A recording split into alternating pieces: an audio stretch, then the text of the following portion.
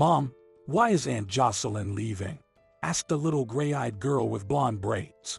Her daughter, whom Mom was leading by the hand, tried to look into Jocelyn's eyes. It was difficult because Courtney was clearly in a hurry, and Angelina had to almost run after her. "Aunt Jocelyn is getting married and moving to Spain to be with her husband. They'll live there together," explained Mom. The little girl felt saddened. "I'll miss Aunt Jocelyn," she said. "I will too," sighed Mom. "But what can we do?" the girl sighed. Courtney looked at her daughter with a sad smile. She, too, didn't want to part with her older sister. Jocelyn had always been an example for her, the one who taught Courtney about life, a best friend and a reliable support. Jocelyn was 11 years older than her sister.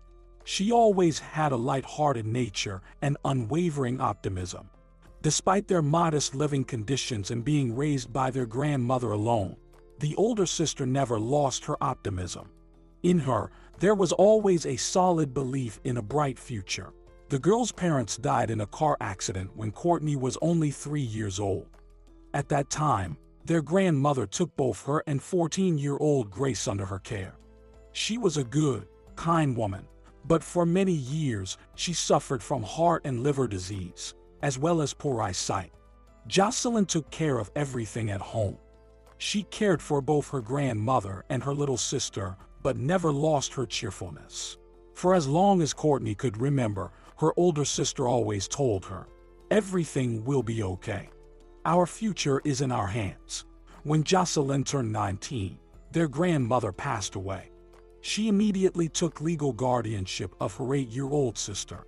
While raising Courtney, teaching her independence, Jocelyn managed to graduate from university as a translator, work part-time, and even go on dates. When Courtney turned 18 and started university, Jocelyn ceremoniously declared that Courtney was officially an adult and could take responsibility for herself. She transferred the apartment to her younger sister and started living separately. "But what about me now, alone without you?" the younger one asked fearfully. "Everything will be okay," Jocelyn reassured her. "I'm not moving to a different city. I'm still here, nearby. Besides, you can call or visit me anytime. Remember that." Seeing her sister pout, Jocelyn smiled, sat next to her on the bed, and took her hand. "Courtney," she said affectionately, "we can't live together forever. You're 18 now. Soon you'll want to date boys. And I'm turning 30 in a year. I want to get married, start a family, have children." Although this was said in a gentle tone, without a hint of reproach, Courtney felt ashamed. Her sister had spent her entire life raising her, and instead of gratitude, she was acting like a little child. "Jocelyn, dear, forgive me," she said. "I just love you so much." The older sister hugged her. "I love you too," she said tenderly. "Everything will be okay for us." On the 3rd year of her college studies, Courtney got married to Mark, her fellow student. Just a year later, they welcomed their daughter. Courtney wanted to name her in a way that would remind her of her beloved sister. For some reason, the name Angelina popped into her head. Surprisingly, her husband didn't object. "Our daughter can be called not only Angelina but also Angel, Angie, Gigi," Mark cheerfully suggested back then. "I really like that." Within the family circle, they usually called her Angie. Later, friends at school started calling her Gigi. The elder sister grew very fond of her niece and actively participated in her life. She constantly brought gifts from abroad. As Angie grew older, she gladly took the little one for weekends. The girl also became attached to her aunt, so the news of Jocelyn's departure greatly upset her. Courtney was saddened too, but still happy for her sister. Jocelyn was already 37. The elder sister had a good career and financial stability, but her personal life wasn't as smooth. She kept encountering unreliable partners. Fortunately, Jocelyn was smart, quickly realizing when a man wasn't right for her and not suffering much afterward. One day, she met Alonso Gonzalez, a tall, handsome Spaniard 3 years her senior. Twice divorced and from a well-off family, he instantly charmed everyone when he came to England to meet the bride's family. He spoke English with an accent, mixing up words, but he laughed about it, making it impossible not to smile in response. He looked at Jocelyn with adoration, as if she were a goddess. The wedding was supposed to take place in Spain. Alonso paid for the flight and accommodation for Courtney, Mark, and little Angie. Even though Angie was only 5, the sunny, vibrant, fairy tale-like Spain remained in her memories for a lifetime. Unfortunately, life after returning home to a gloomy English town was far from a fairy tale.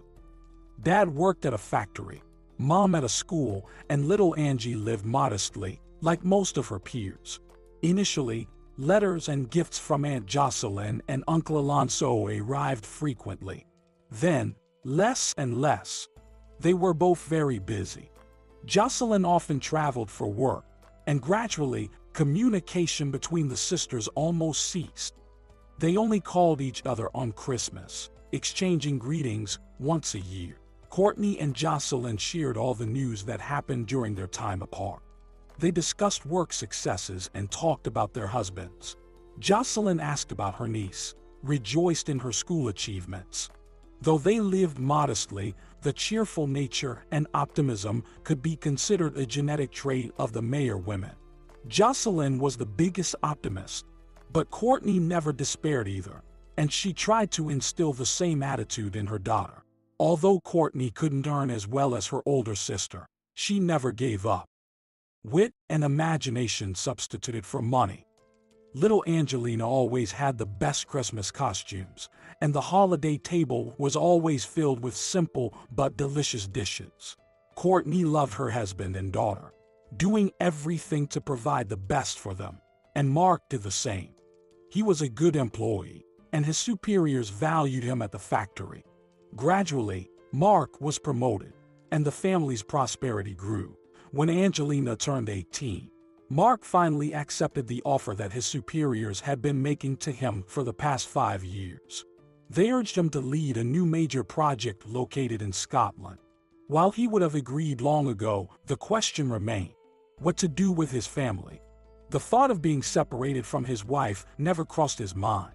He loved her too much. Yet, taking both her and Angelina along was challenging. How would a teenage girl cope with moving to the other end of the country? She had school, friends, and the familiar climate here. However, Angie was well aware that her father had been offered a lucrative position, and as her graduation approached, she brought up the topic herself. "I will be applying to university," she calmly told her parents. "And there's no guarantee I'll choose something located in our town. So, what's the point of you staying here?" Dad frowned, wanting to say something, but his daughter cut him off. "Besides, I'm already an adult. Mom started living alone at my age, without Aunt Jocelyn, and she told me many times that it did her good. Almost immediately, she met you. Do you have someone too?"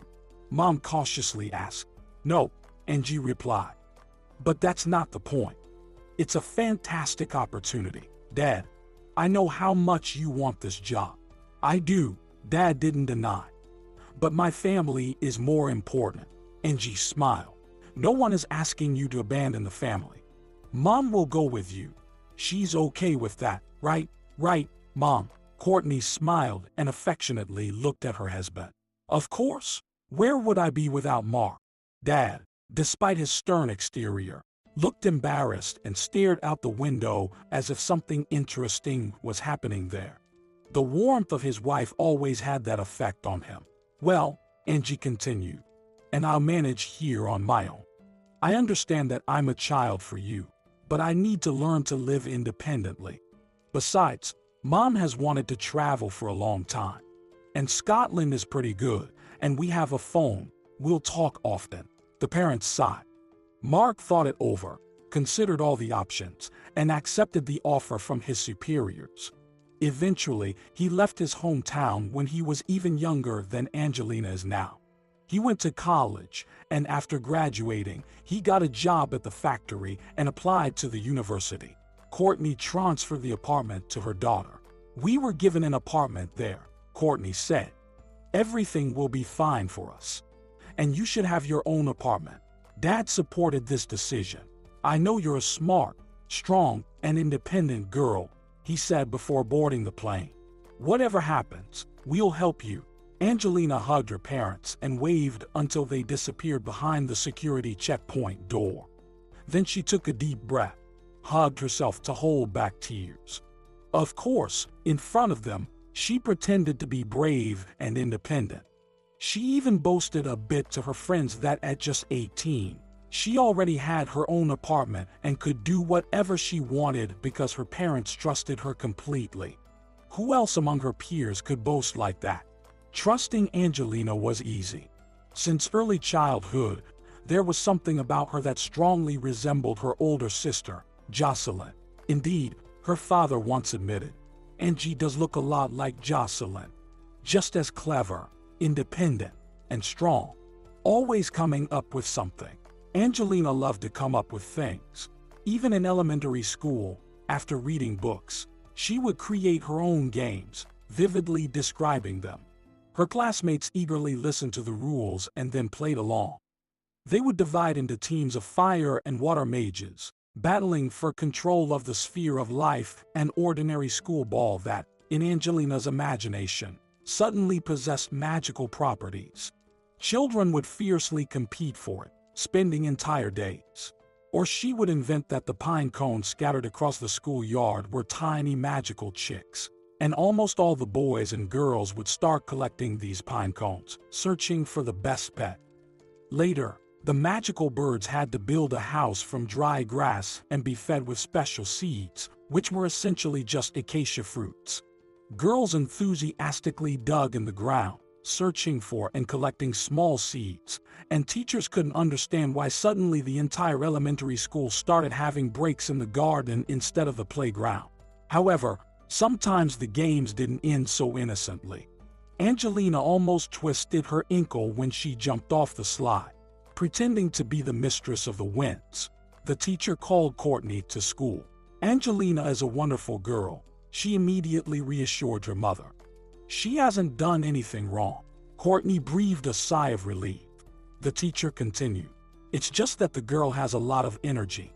It's wonderful, but she's still very young to understand the consequences. I'm not saying we should forbid Angelina anything or scold her for her overly vivid imagination. I would recommend channeling her energy into something constructive." "All right," Courtney cautiously said. "Like what?" The teacher shrugged. "Traditionally, I suggest extracurricular activities. Summer camps are a good option. Perhaps something thematic, like intensive foreign language study or maybe something sports-related. In general, think about it." "Thank you," Courtney sincerely said. "I was afraid you would scold her, but you approached it with understanding." The teacher smiled. "I've been working with children for 20 years, she replied. "In that time, I've learned how much depends on the impact a child receives in their early years. Excuse my directness, but if you break their wings in childhood, there's little chance they'll become happy individuals in the future. Typically, such children grow up timid, fearing people, living in constant fear of making friends and forming relationships." The teacher fell silent, gazing into the distance as if forgetting about Courtney. Courtney coughed gently, bringing her back to the present. The teacher blinked, looked at Angelina's mom, and smiled. "Children like your daughter are a joy to my eyes," she said. "Alive, vibrant, strong. It might seem now that they are problematic, unruly, and will grow up to be troublemakers. However, if you don't suppress them now, don't oppress, don't scold, don't tell them to be like everyone else, in the future, you'll get something amazing from such people." "I'll heed your advice," Courtney said. That's when Angelina got the chance to unleash all her energy. She started participating in track and field, learning Korean, and delving into robotics. These 3 activities kept her busy throughout her school years. Occasionally, she also attended swimming, clay modeling, and ballroom dance classes. Her energy seemed boundless. Angelina grew up confident, happy, and vibrant. Moreover, from the age of 16, she began earning for herself. It all started unexpectedly. At the end of the year, The Korean class Angelina attended organized a kind of year-end concert. Each student showcased what they had learned throughout the year. Some sang a song, others recited excerpts from books, and some performed traditional dances. Angelina decided to recite a love poem, a vivid, juicy, and lengthy one. She prepared for a long time and brilliantly performed in front of a full hall, as friends and family had attended the event. Everyone loved her performance. Even those who didn't speak Korean seemed to understand. After the applause ended, a man approached her and asked if she wanted to do some part-time work. "I'm 16, Angelina sternly replied. "After this information, think again if you want to offer me a job." The man chuckled. "Your caution is commendable. But don't worry, everything is legal. You'll only work if you bring consent from your parents. And the job is not scary. We are looking for young girls for a role in a toothpaste commercial. You'll come for an audition, and if you pass it, you'll be in the ad. Even if not this one, then another." Angelina thought about it and agreed. She didn't pass the audition, but the producer remembered her and invited her to shoot a lemonade commercial. That's how Angelina started working as an actress. She saw it as entertainment and a fun side job. After her parents' departure, Angelina began to think about which university to attend. In reality, she had many interests, and she couldn't decide which faculty to choose. How to choose when everything was going well? Perhaps, like her Aunt Jocelyn, she could study to become a translator, or go into tourism, or become a diplomat. In the end, she applied to several universities, and then, seemingly without understanding why, she also applied to the drama school. And she got accepted everywhere. "I thought it would be easier for me," she complained to her friend Chloe. "Where I get accepted, I'll go study." "Oh, my poor thing," sarcastically said her friend, just as cheerful as Angelina but with a unique sense of humor. "What a nightmare. You got into all the best universities. How unlucky to be so talented." Angelina laughed. "I understand. It looks silly from the outside," she sighed. "But the choice I make now will determine my entire future." Chloe rolled her eyes. "Angelina, stop dramatizing. We're only 18. Nothing terrible will happen if we make a mistake now. We can apply to another university next year. Don't worry." Her friend sighed. "Maybe you're right. But I still can't decide. I want everything." "Then it's simple. Become an actress. Why? That way, you can be anything you want. A translator, a countess, a waitress, a pirate." "Got it," Angelina laughed.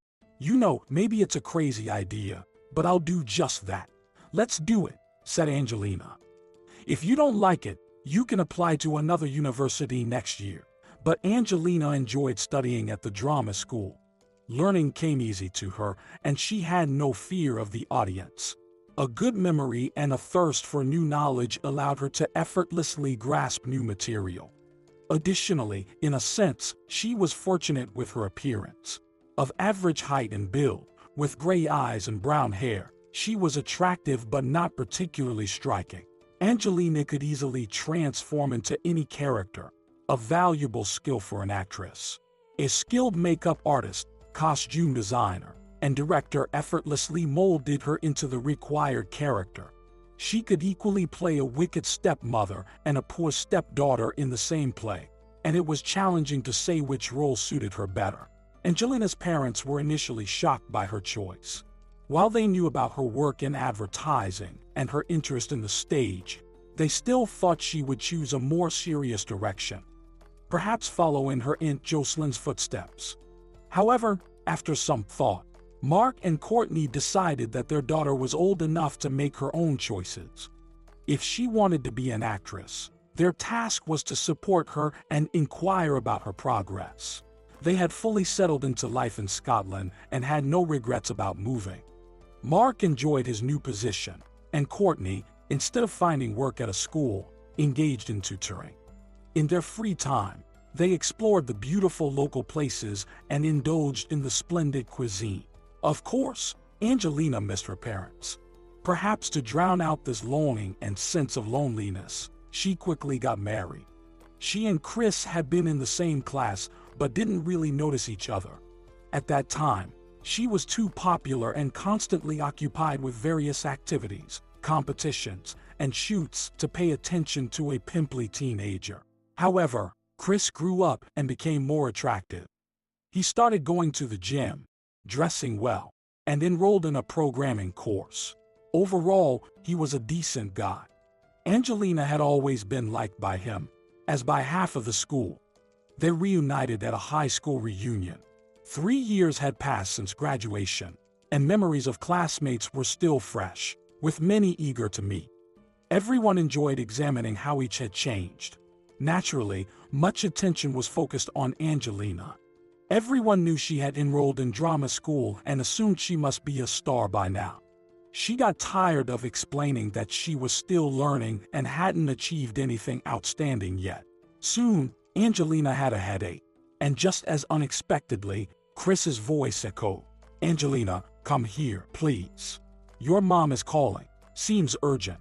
The girl looked at her classmate, with whom she had hardly communicated. He stood in the doorway, holding the phone and looking very serious. Not understanding anything, Angelina followed him. When they stepped into the corridor, he said, "Sorry for saying it like that. It seemed like everyone was bothering you." She smirked. "Yeah, do you want to take a walk around the school?" She shrugged. "Why not? It's empty here now." "Yeah. Let's go check out the gym. They renovated it, I think, a year ago. Let's go." The hall was cool, and Chris offered Angie his sweatshirt. She draped it over her shoulders, noticing the delightful scent of lime and cinnamon on his sweatshirt. "The gym has really been renovated. And they got a new volleyball net," Chris said happily. "It's white. I remember we had an old one, yellow-brown and full of holes. The ball often got stuck in them." "I remember," the girl said. He smiled happily, and Angelina was surprised to notice how beautiful his white teeth were. Maybe he used to wear braces. "What about the rope? Did you see it?" she asked, pointing towards the end of the hall. "Remember, we had an old, frayed one. You'd climb down, and your whole shirt and pants would be covered in white threads." "I remember," he said cheerfully, heading towards the rope. Chris was already climbing the rope, and she enjoyed observing his large, strong hands and broad back. "Yeah," Chris replied. The girl continued to gaze at Chris's back without looking away. Finally, he descended and stood before her, smiling. "You've changed, Chris," she said, looking him directly in the eyes. "You've become handsome." The guy blushed and smiled shyly. "Thanks," he said. "It's nice that you noticed. It seems you didn't pay much attention to me in school." She shrugged. "I guess I had other things on my mind." From that evening, everything began for them. It was even challenging for her to say exactly what attracted her to Chris. Perhaps it was the fact that during that period of her life, he provided her with care, attention, and a sense of importance. Angelina felt that he was the person who would make her stop feeling lonely, the one with whom she would create her new family. It seemed that Chris felt the same way and was completely supportive. Just 2 months after they started dating, he suggested that Angelina meet his mom. "I'm her only child," Chris said. "Besides me, my mom has no close relatives. My dad left us when I was 12. Grandma and Grandpa passed away a few years ago. I have no one else besides my mom. So it's very important to me that the 2 most important women in my life meet." Angelina was pleased to hear this, and she readily agreed, especially since she and Chris's mom had something in common besides their love for him. Allison Hannigan graduated from the same college where Angelina was currently studying. "Unfortunately, I didn't become a great actress," she said, modestly, pushing the cup towards her son. Chris understood the hint, stood up, and poured hot tea for his mom. "I wonder if she's intentionally being a little affected," Angelina thought, observing her future mother-in-law. "Seems nice at first glance, but there's something off-putting about her." "Chris mentioned that you didn't work in the theater for very long," Angelina chimed in. Allison sighed and rolled her eyes. "Yeah. Unfortunately, 2 years later, I got pregnant with Chris. She paused, looking affectionately at her son. And then that scoundrel, his father, insisted that I leave the theater. Was he jealous? Angelina jokingly asked. The woman nodded. It was scary. I told him many times, Jason, I'm not a young woman anymore. I'm a wife and a mother, almost 21. Who's going to look at me? But he still got jealous of everyone. She gracefully rolled her eyes, and Chris, out of habit, joined the conversation. Mom, stop it. You still look fantastic. Really? Yes, Allison, Angelina said, feeling obligated to flatter a bit. You look absolutely stunning. I can't even imagine how jealous your husband must have been in your youth. Ex-husband, the complimented former actress said. Well, in those days, maybe I was something. Anyway, I gave in to his requests and became a housewife.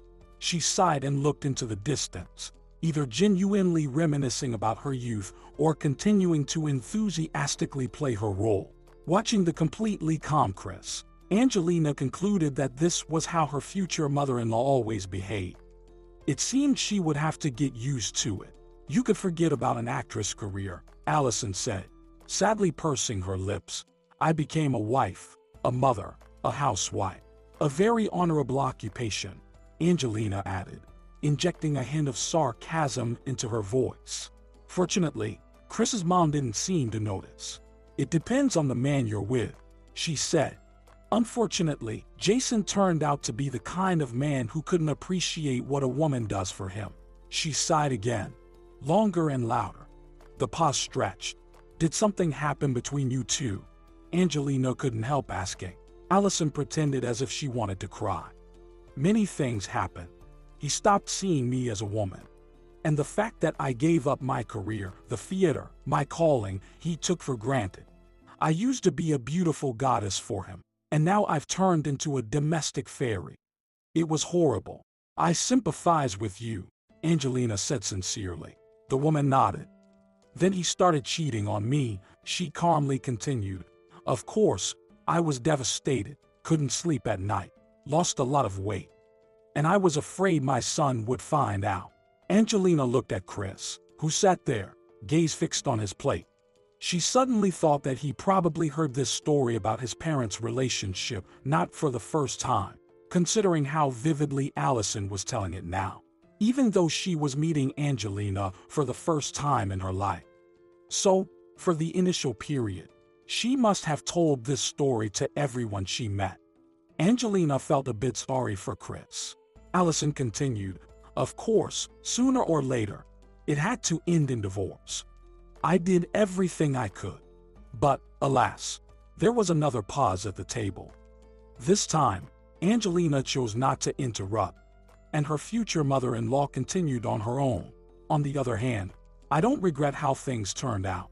Otherwise, Chris would have grown up with a terrible father.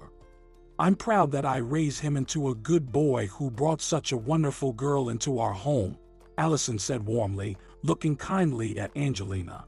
The girl felt her cheeks blush. Thank you, she said shyly. But you don't really know me yet. Chris has already told me everything, replied the future mother-in-law. And I can see it for myself. You're a good person, and you and Chris clearly love each other very much. We've only been dating for 2 months, Angelina cautiously said. Perhaps it's still too early to talk about the seriousness of our feelings. Not at all, unexpectedly argued Allison. On the contrary, when people date for a long time without getting married, they drag it out and don't understand who they are to each other. That's bad. True love is like a fire, hot and visible from afar. Angelina fell silent. She wanted to ask how long Allison herself had been communicating with Chris's father before marrying him. For some reason, it seemed to her that they got married quickly. However, it wasn't real love, yet there was something romantic and bright in the words about fire and love. And Angelina felt like that's exactly what she was experiencing. A month later, they got married, and the wedding was simple and modest. Only Allison and a few mutual friends of Angelina and Chris were present. Angelina even informed her parents about everything after the ceremony. Courtney and Mark were very surprised. "Why, daughter," her mother asked quietly. "What did we do wrong?" "Mom, I'm sorry," said the daughter. "It's not about you." "Then what is it? Why do we find out about our daughter's marriage after the ceremony?" Angelina sighed. She couldn't explain it to herself either. "Mom, honestly, I don't even know," she finally confessed. "Everything happened so quickly. Chris proposed. His mom was pushing us, saying it's a favorable time according to the astrological calendar, that it would be more convenient for us, and a pompous and expensive wedding is just a waste of money." "It's not about an expensive wedding," Courtney said. "Your father and I would have been happy to be there with you on that day, just to see you get married, to see you kiss your husband and congratulate you." "Forgive me," Angelina repeated quietly. Her mom sighed, and at that moment, her dad picked up the phone. "Daughter," he said sternly, "we love you very much, but with this act, you've hurt us deeply." They talked for a long time, and in the end, they decided that the newlyweds would come to Scotland in the summer to meet the parents. With sadness, the girl realized that even though her mom and dad said everything was okay, they were still deeply hurt. She shared her doubts with Allison. Somehow, she had grown closer to her mother-in-law lately. Their shared alma mater played a role. The former actress talked about her studies, reminisced about professors, some of whom still work. Additionally, some of Hannigan's former classmates were now teachers and taught subjects to Angelina. "If there are any problems, let me know," Allison said. "I'll handle everything." "Okay," the girl smiled. Of course, she didn't plan to use such a privilege, but it was nice to know that there was someone willing to stand up for her. Allison, in a way, seemed to want to replace Angelina's distant parents. She inquired about her academic success, asked about Chris, and even took Angelina's side in controversial matters. Allison was also very eager for the young couple to get married as soon as possible. "Why wait?" she responded with surprise to objections from her son and future daughter-in-law. "Trust an experienced woman. I insist on this for practical reasons. Husband and wife, or boyfriend and girlfriend, there's a big difference. Moreover, this year is favorable for marriage. And then there will be something like a spinsterhood period in the horoscope for the next 5 years." Angelina chuckled slightly but held back in time. She didn't believe in astrology, esoterics, or other pseudosciences, but she was curious to try herself in a new role, the role of a wife. Her vibrant nature didn't allow her to stand still. She craved new emotions and experiences. Well, the impromptu wedding gave her all of that in full. However, the euphoria quickly faded because nothing changed after the wedding, except that she and Chris started living together. In principle, it was quite convenient. They now cooked, cleaned, and shopped together. And coming home from work, knowing that someone was waiting for her, was much more pleasant. The first year was good. Angelina and Chris graduated from university and adjusted to managing their household together. However, when Chris started working, the first difficulties arose. Angelina also found a job in a small theater and took on additional work with commercial shoots and catalog modeling. Then, Chris informed her that he wanted to start his own business. Along with a few friends, they were opening their own company, and he wanted to take out a loan for the initial investment. "For this, I need to have some real estate," he told his wife. "The apartment we live in with my mom belongs to my dad, and he won't transfer ownership to me for anything. Do you want me to transfer ownership of my apartment to you?" Angelina asked. Chris sighed. "I understand. It's a strange request, and if you refuse, I'll understand." The girl shrugged. "No problem. Let's transfer it," Angelina said. "You're my husband, and I trust you completely." He hugged her tightly and kissed her. "You're the best woman in the world. Mom was right to push us to get married. What if someone took you away from me?" She laughed. "That's unlikely." The loan was approved, and Chris's company slowly gained success. However, it wasn't easy for him. He constantly stayed late at work, even on weekends. Even when Chris wasn't at home, The phone rang every half hour. There was no talk of vacations. Of course, this saddened Angelina, but she saw how much her husband loved his job and tried to help him.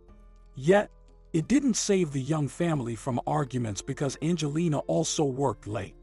Of course, she earned much less, but her job brought her pleasure. However, Angelina had no time or energy left for household chores. "I'm tired from work," her husband would shout. "I want to come home and at least see dinner there." "I work all day too," Angelina shouted back. "I'm tired too and I want to eat." "Then hire a cook and a maid with your salary. If you can't, take on the duties of a wife yourself." Such arguments became regular. Of course, they reconciled a couple of hours later, but it was still very exhausting. Angelina shared her family problems with her mother-in-law. Allison listened attentively and, sighing, said, "My dear girl, there are only two options here. First, get a divorce." Angelina nervously chuckled. "I don't like that option. I love Chris." "Okay, then the second you have to become a housewife." "But I don't want to," her mother-in-law sighed. "I understand, but let's think about it together. Chris is going through a tough time. He needs support, care, warmth at home." "But didn't you do the same for your husband?" Angelina asked. "And in the end, he cheated on you, and you got divorced." Allison shook her head. "No, it's different, Angelina. First, Chris is not my husband. Second, you shouldn't sacrifice yourself. You can leave not because your husband demands it, but because you want to. For the sake of family, for the sake of the man you love." Despite the seemingly illogical and incorrect nature of these words, after such discussions, Angelina felt like she had no other choice. Especially since she and her mother-in-law later discussed how it would happen. Allison assured her it would be temporary, and once everything settled down, the bride could return to work. Besides, her mother-in-law said, "I'll make sure you don't repeat my mistakes." "Didn't turn into a domestic fairy," Angelina clarified and immediately blushed. "Sorry." Allison waved her hand, indicating it was okay. "Exactly. Don't worry about it. Everything will be fine with you and Chris." Being a housewife was difficult and unbearably dull. Of course, the relationship with her husband improved, and he happily noticed the positive changes at home, appreciating the wise decision made by his wife. Angelina found ways to entertain herself by searching for new recipes and experimenting with cooking. Although she was already a decent cook, she decided to approach it with all her energy and enthusiasm. She ordered several cooking books, started buying various kitchenware and spice sets. This somewhat alleviated the boredom, making housekeeping interesting if approached as a scientific research project where you could achieve stunning results and discover new things. Angelina sought the best laundry detergent, the highest quality mirror cleaning cloths that wouldn't leave streaks, and the most beautiful curtains for the bathroom. "The house looks very cozy," Chris said to her. "It's so pleasant to come home after work and see that you're making an effort and waiting for me."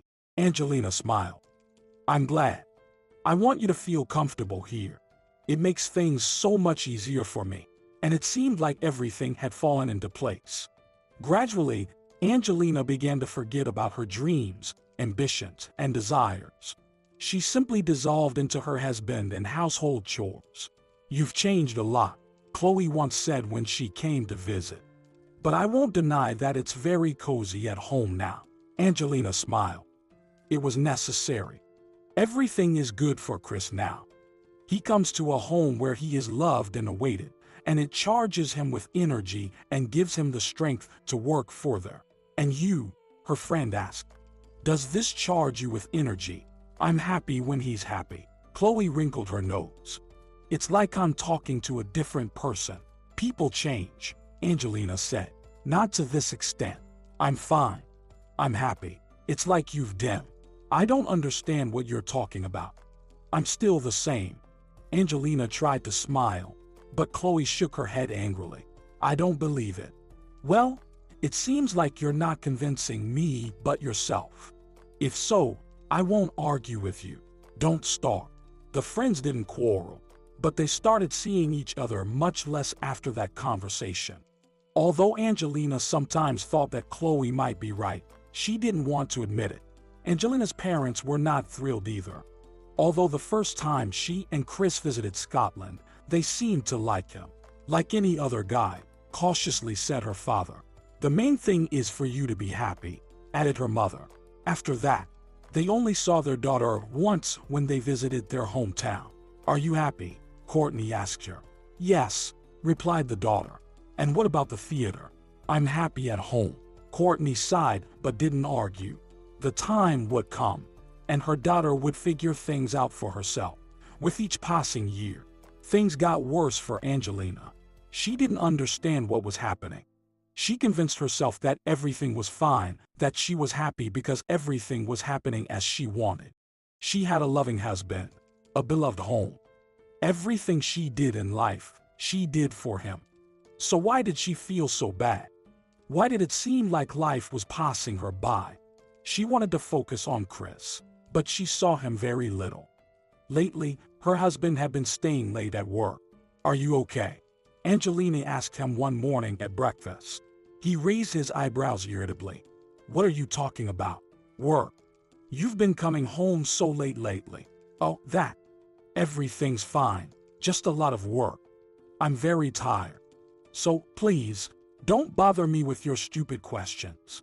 Sorry. He shrugged and buried himself in his phone again. Angelina felt like crying. Why was he so rude to her? She didn't ask anything extraordinary. Chris was behaving strangely. For a long time, Angelina tried to ignore what she had long suspected about him. Finally, when she couldn't ignore it any longer, she decided to talk to Allison, who, if not a mother, could know her son better than others. Yes, Angelina, what did you want to talk about? Her mother-in-law asked affectionately. About Chris, Angelina said. Apparently, the tone of her voice didn't sit well with Allison. What happened to Chris? Angelina sighed. It seems like he's cheating on me. What? Have you completely lost your mind? What nonsense is this? Angelina flinched but continued. I've suspected it for a long time. My son is not like that, her mother-in-law said firmly. He's not his father. He's been coming home late for 3 months now. Is he working a lot? He smells like women's perfume. From colleagues, probably. I saw lipstick on his shirt twice. Allison waved her hand dismissively. Accident. And scratches on his back. Maybe a cat, her mother-in-law said, less confidently. Angelina shook her head. Enough, she said wearily. I've been trying to convince myself of this for too long. Any other woman in my place would have figured it out a long time ago, and I seemed to deliberately close my eyes, reassuring myself. But I have no more strength to deny the obvious. And listening to you, I'm finally convinced of it. Allison replied. Well, maybe he's cheating, so what? What do you mean, so what? Angelina asked in amazement. Look at yourself. Her mother-in-law unexpectedly continued aggressively. What have you turned into? You look like a slovenly fool. You've gained weight. Your face is swollen. You've become unkempt. You sit at home all the time. Have no interests of your own. What man would want to be with such a wife? Tears streamed down Angelina's cheeks as she came to her mother-in-law. Not for this. She hoped Allison might convince her or, conversely, console her, saying she would talk to her son and reason with him. Surely, it couldn't be that Chris would blame Angelina for the infidelity. Wasn't it her mother-in-law who urged her to quit her job? Wasn't she the one saying it would be good for their marriage, for her husband?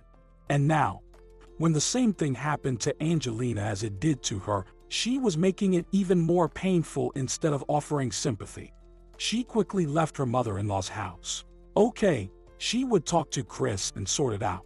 All evening, Angelina nervously awaited her husband. Starting such a conversation was frightening. Anticipating his reaction was terrifying. Would he deny everything or confess right away? And most importantly, what should she do, forgive him, or is divorce the only option after such a betrayal? Could there be some truth in this? Some part of her fault? After all, she rarely left the house except for grocery shopping. Maybe Chris developed some temporary interest. But if they talked, he would realize how much he loved his wife, and everything would go back to normal. Angelina put on her best dress, styled her hair, put on makeup, and even took out the sapphire earrings Chris gave her on their first wedding anniversary from the jewelry box. Now she just had to wait for her husband, but he was nowhere to be found. She paced around the apartment, nervously checking the clock. Finally, when the clock struck midnight, the front door opened. "Well," Chris exclaimed, startled. "Are you waiting for me again? I told you I might be late at work." Angelina's good mood quickly vanished. "I'm not waiting," she said. "I just wanted to talk to you." He sighed loudly and rolled his eyes. "Well, of course, I want to have a heart-to-heart conversation after work at night. Can't we talk in the morning?" She felt like crying, but she had to hold back. "No, Chris, let's talk now," she firmly said. "Fine." He kicked off his shoes, took off his coat, walked heavily through the corridor, and sat in the kitchen. Angelina followed him. "Let's make it quick," he said, casually sitting on a chair. She took a deep breath and, mustering courage, asked, "Are you cheating on me?" Fear and confusion appeared on Chris's face. "What nonsense are you talking about? I've noticed how you've changed." "How long has this been going on?" 3 months, 6 months. She thought he would deny the accusations, justify himself. Even imagine him telling her that it's all a misunderstanding, that she made it up, that he really loves her and is ready to make amends. But instead, she saw a cold, malicious smirk on her husband's face. He looked at her calmly and even with some interest. 3 years, he answered her question. "I've been cheating on you for 3 years." She was frozen. "What? I could have guessed it a long time ago.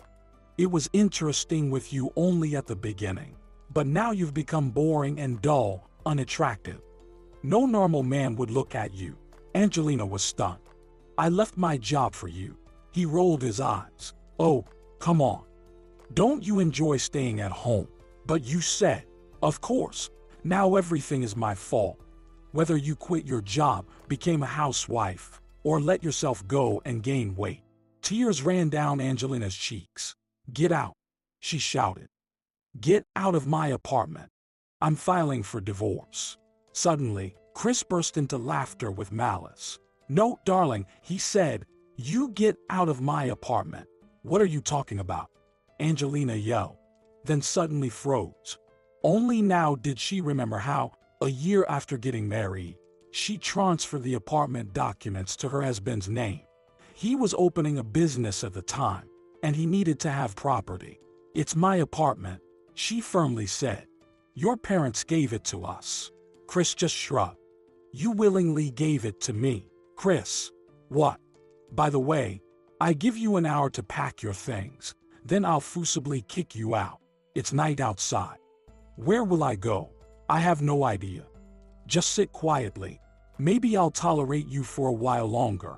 Honestly, I've wanted a divorce for a long time. You've been bothering me. But you cook well, and you iron shirts on time. Convenient." After these words, her husband approached the fridge and began taking out containers with the dinner Angelina had prepared. "Oh, duck with cranberry sauce," he said with satisfaction. "My favorite. And potatoes, super." As he served food on a plate, he looked up at his wife, who was still standing in the kitchen doorway, like a frozen statue. "What are you standing there for?" he asked Angelina. "Time is ticking. 15 minutes left." Through her tears, Angelina couldn't even see clearly what items she was putting into her suitcase. She needed to figure out where to stay for the night. But apart from her friend Chloe, no one else came to mind. It felt embarrassing to call her, especially considering that they hadn't communicated much lately, but she had no other option. "Hello, Angelina," her friend answered with a concerned voice. "What happened? Why do you think something happened?" Angelina asked cheerfully. "Maybe I'm just calling." "Yeah, at 2 in the morning on a Wednesday." "Come on, spill it." Angelina sighed. There was no strength to come up with usual explanations. I need a place to stay tonight. Or more precisely, right now. No problem, her friend replied as if there was nothing unusual about the request. Do you have money for a taxi? I do. Then I'm waiting. Thanks, Chloe. Sure thing. I'll get ready. Her friend hung up, and suddenly Angelina felt a bit lighter. She quickly, almost absent-mindedly, packed a few more things into her bag, then sorted out all the documents, the few valuables she had. It seemed like that was all. She called a taxi. Angelina looked around the room. A persistent feeling came over her that she wouldn't return here. This was the home she grew up in. Just 2 hours ago, she hadn't thought she would leave it like this. However, along with bitterness, a completely opposite feeling emerged. Relief. The phone rang. The taxi had arrived. Angelina picked up her suitcase, took one last look at her room, and left. Perhaps it could be heard how she was dressing in the corridor, but her husband didn't even come out to see her off. Yet seeing him now was the last thing she wanted.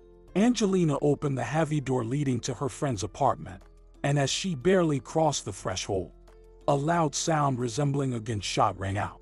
Ouch, she exclaimed in surprise. Sorry, Chloe said, a bit embarrassed. I wanted to greet you in an unusual way.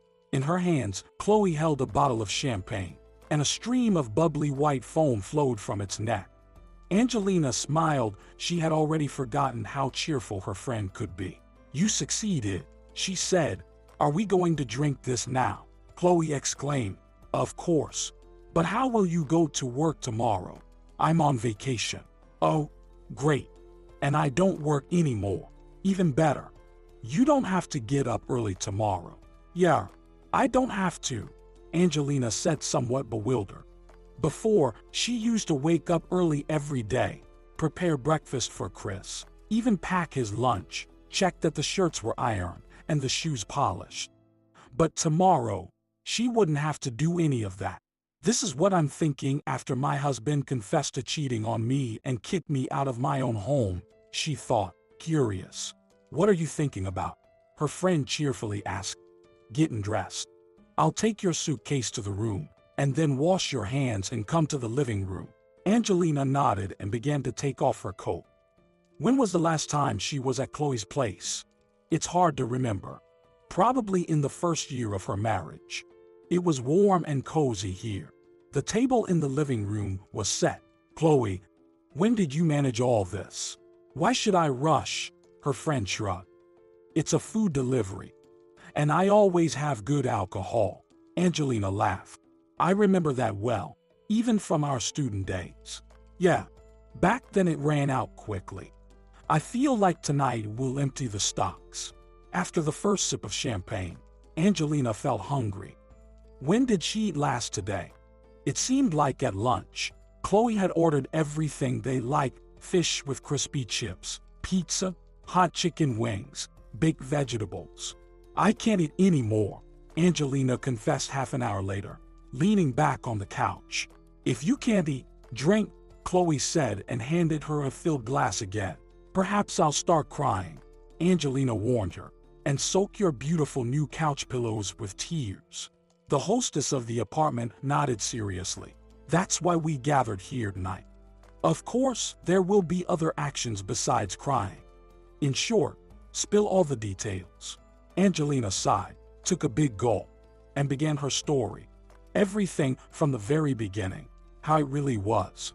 Why she left her job, how she gradually became a housewife, how suspicions arose that her husband was cheating, about the conversation with her mother-in-law, and of course, about the talk with Chris.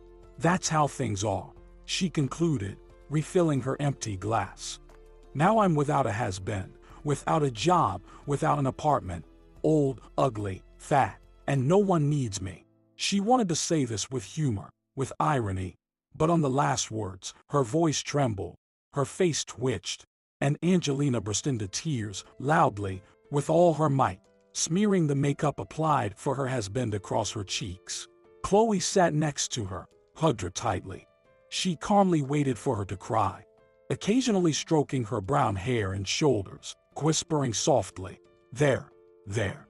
Angelina calmed down after about half an hour. It became easier whether the alcohol took effect or the tears themselves brought relief.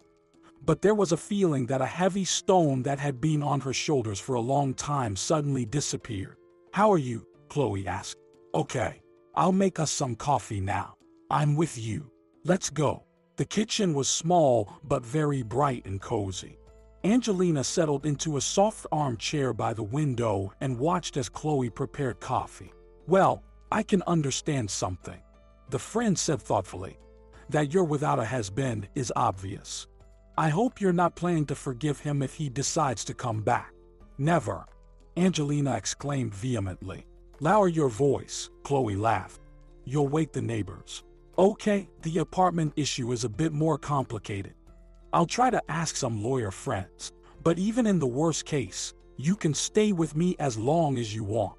"Thank you." "You're welcome. You'll find a job." "What job?" Angelina sighed. "Do you think they'll take me back to the theater after so many years?" "Why not?" "Chloe, it doesn't work that way. There are always plenty of applicants, especially with experience." "Well, find another one. I've forgotten everything about housekeeping over these years," Angelina said bitterly. "No one will hire me." Tears welled up in her eyes again. "Enough with the tears. Coffee is ready," Chloe said sternly. She poured the fragrant drink into cups. "As always, divine," Angelina said with a smile. "I remember in the mornings, only coffee forced us to go to classes with a hangover." "Yeah, that's how it was," Chloe agreed. "But let's not get distracted from the topic. Okay, suppose you won't become an actress right away. But what other job is there besides the theater?" "There is," Angelina said. "And you're right. I'm ready for any job." "Well, you shouldn't agree to just any," Chloe replied. "But overall, I like your attitude. Now, we just need to figure out the last point." "What's that?" Angelina asked cheerfully. "Something about being old and fat." I didn't understand that nonsense at all. Angelina lowered her head. "Chloe, what's there not to understand? You see it all yourself. I have no idea what you're talking about." "Stop it. You're my best friend, so you should tell the truth." "Do you think I don't see anything myself?" "Angelina, you're overthinking it." Angelina nodded. "I even try not to look at myself in the mirror," she mumbled. "A couple of weeks ago, I was going through photos and found pictures from my graduation. I was so slim, so beautiful there." She started crying again. Chloe sighed and looked sternly at her friend. "Okay, want the truth? Let's be honest. Yes, you've gained a few kilos over the years of your unsuccessful marriage." "More like a few dozen," Angelina said gloomily. "Don't exaggerate. The point is, yes, perhaps now you're not a 20-year-old girl, but everything is fixable. Do you think I haven't tried? I've tried so many times to go on a diet. Always gave up after a week." "I believe you. And tell me more. Why did you try to lose weight? What was the motivation?" Angelina took a deep breath and shrugged. "Well, to get my husband's attention. Or not to embarrass him at the New Year's corporate party. Or by summer, to fit into a bikini." Chloe frowned. "Well, that's what I thought. From now on, we'll do things differently, correctly." Angelina smiled. "How? For yourself?" "For myself." Chloe nodded. "You've already spent enough time living for someone else. There's nothing left of yourself." "Enough, Angelina. I've known you for many years. I remember what you used to be, bright, independent, cheerful. You were like fire, like sunlight. And now, who are you?" she asked sadly. "Just a cool-down oven." For a moment, Chloe froze, and then burst into laughter. That's the Angelina I know.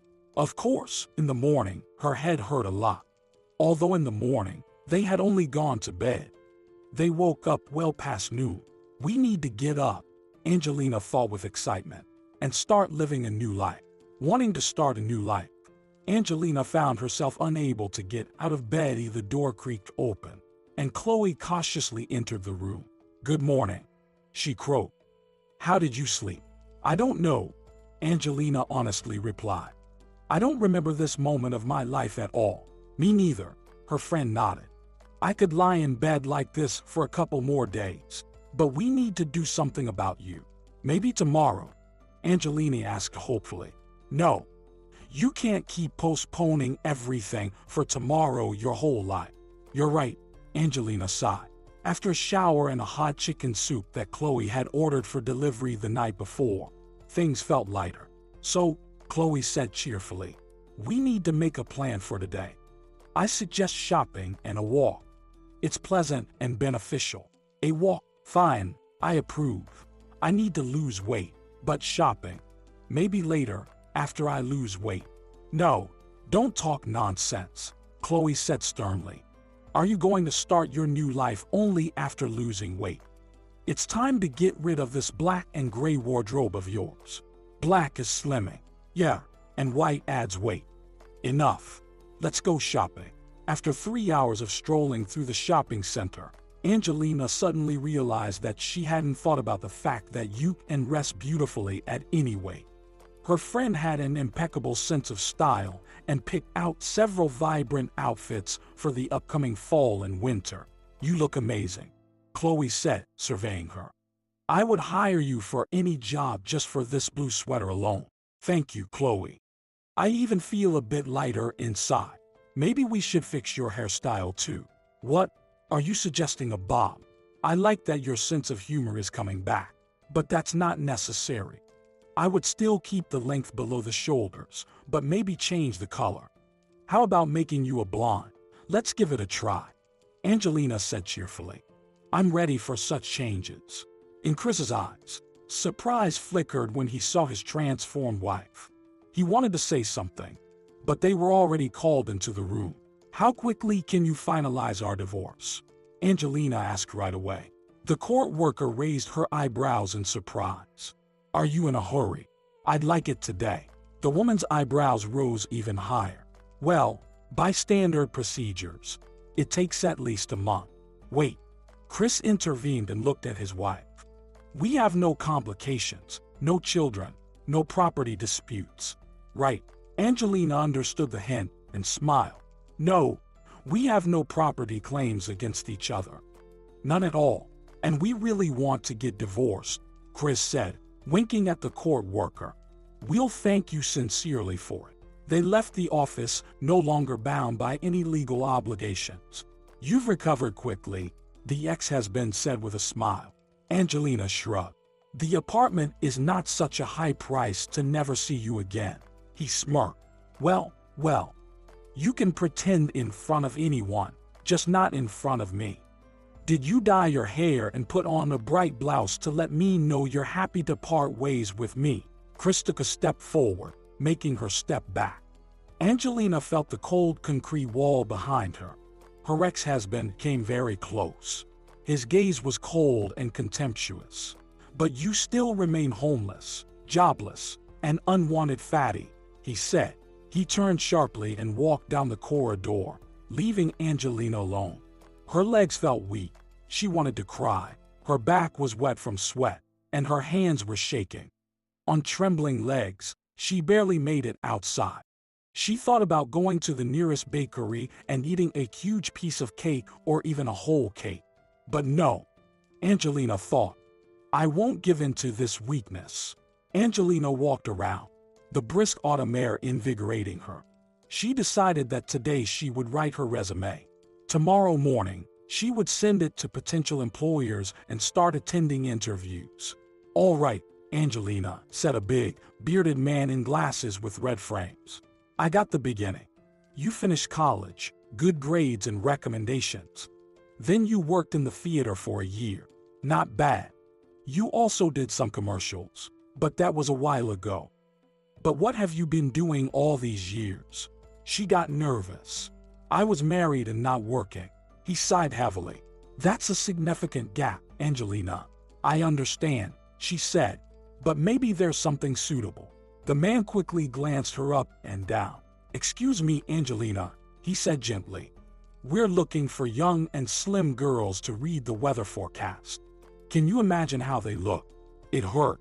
But Angelina nodded. Not like I do now. He sighed. You're a very nice girl.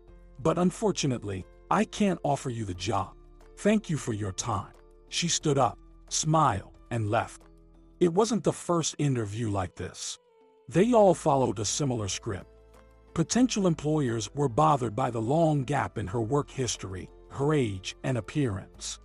They all wanted slim 20-year-old girls for various roles in hosting, extras, advertising everywhere. Someone like Angelina was no longer in demand. Each rejection struck her right in the heart. On top of that, the money was running out.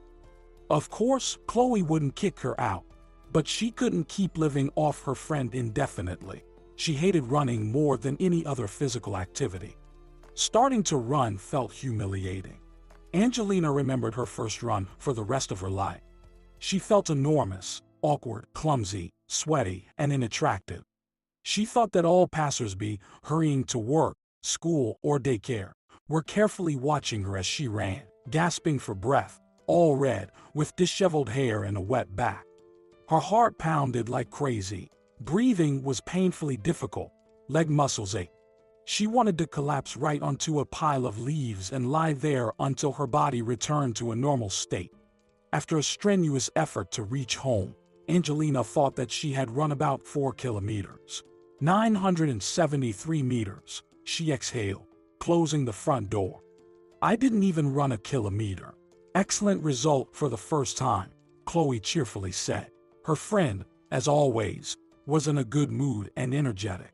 3 weeks, and you'll get used to it, Angelina groaned. She thought that she would never voluntarily go for a run in her life.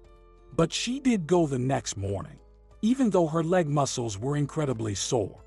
Descending stairs was torture, but she went on the 3rd day in the 4th. As Chloe had said, it became easier in the 3rd week. Her legs got used to the strain, her heart beat more evenly, and she learned to breathe so that there was enough air for the entire run. Angelina also discovered that if she played music or an audiobook, time passed more imperceptibly. It was as if her body got distracted and forgot to get tired. Chloe helped with the diet. She cooked delicious and nutritious food, but without fanaticism. If you eat only boiled chicken breast and asparagus, you might go crazy. What? Are we going to break the diet? Angelina asked doubtfully. No, everything will be reasonable.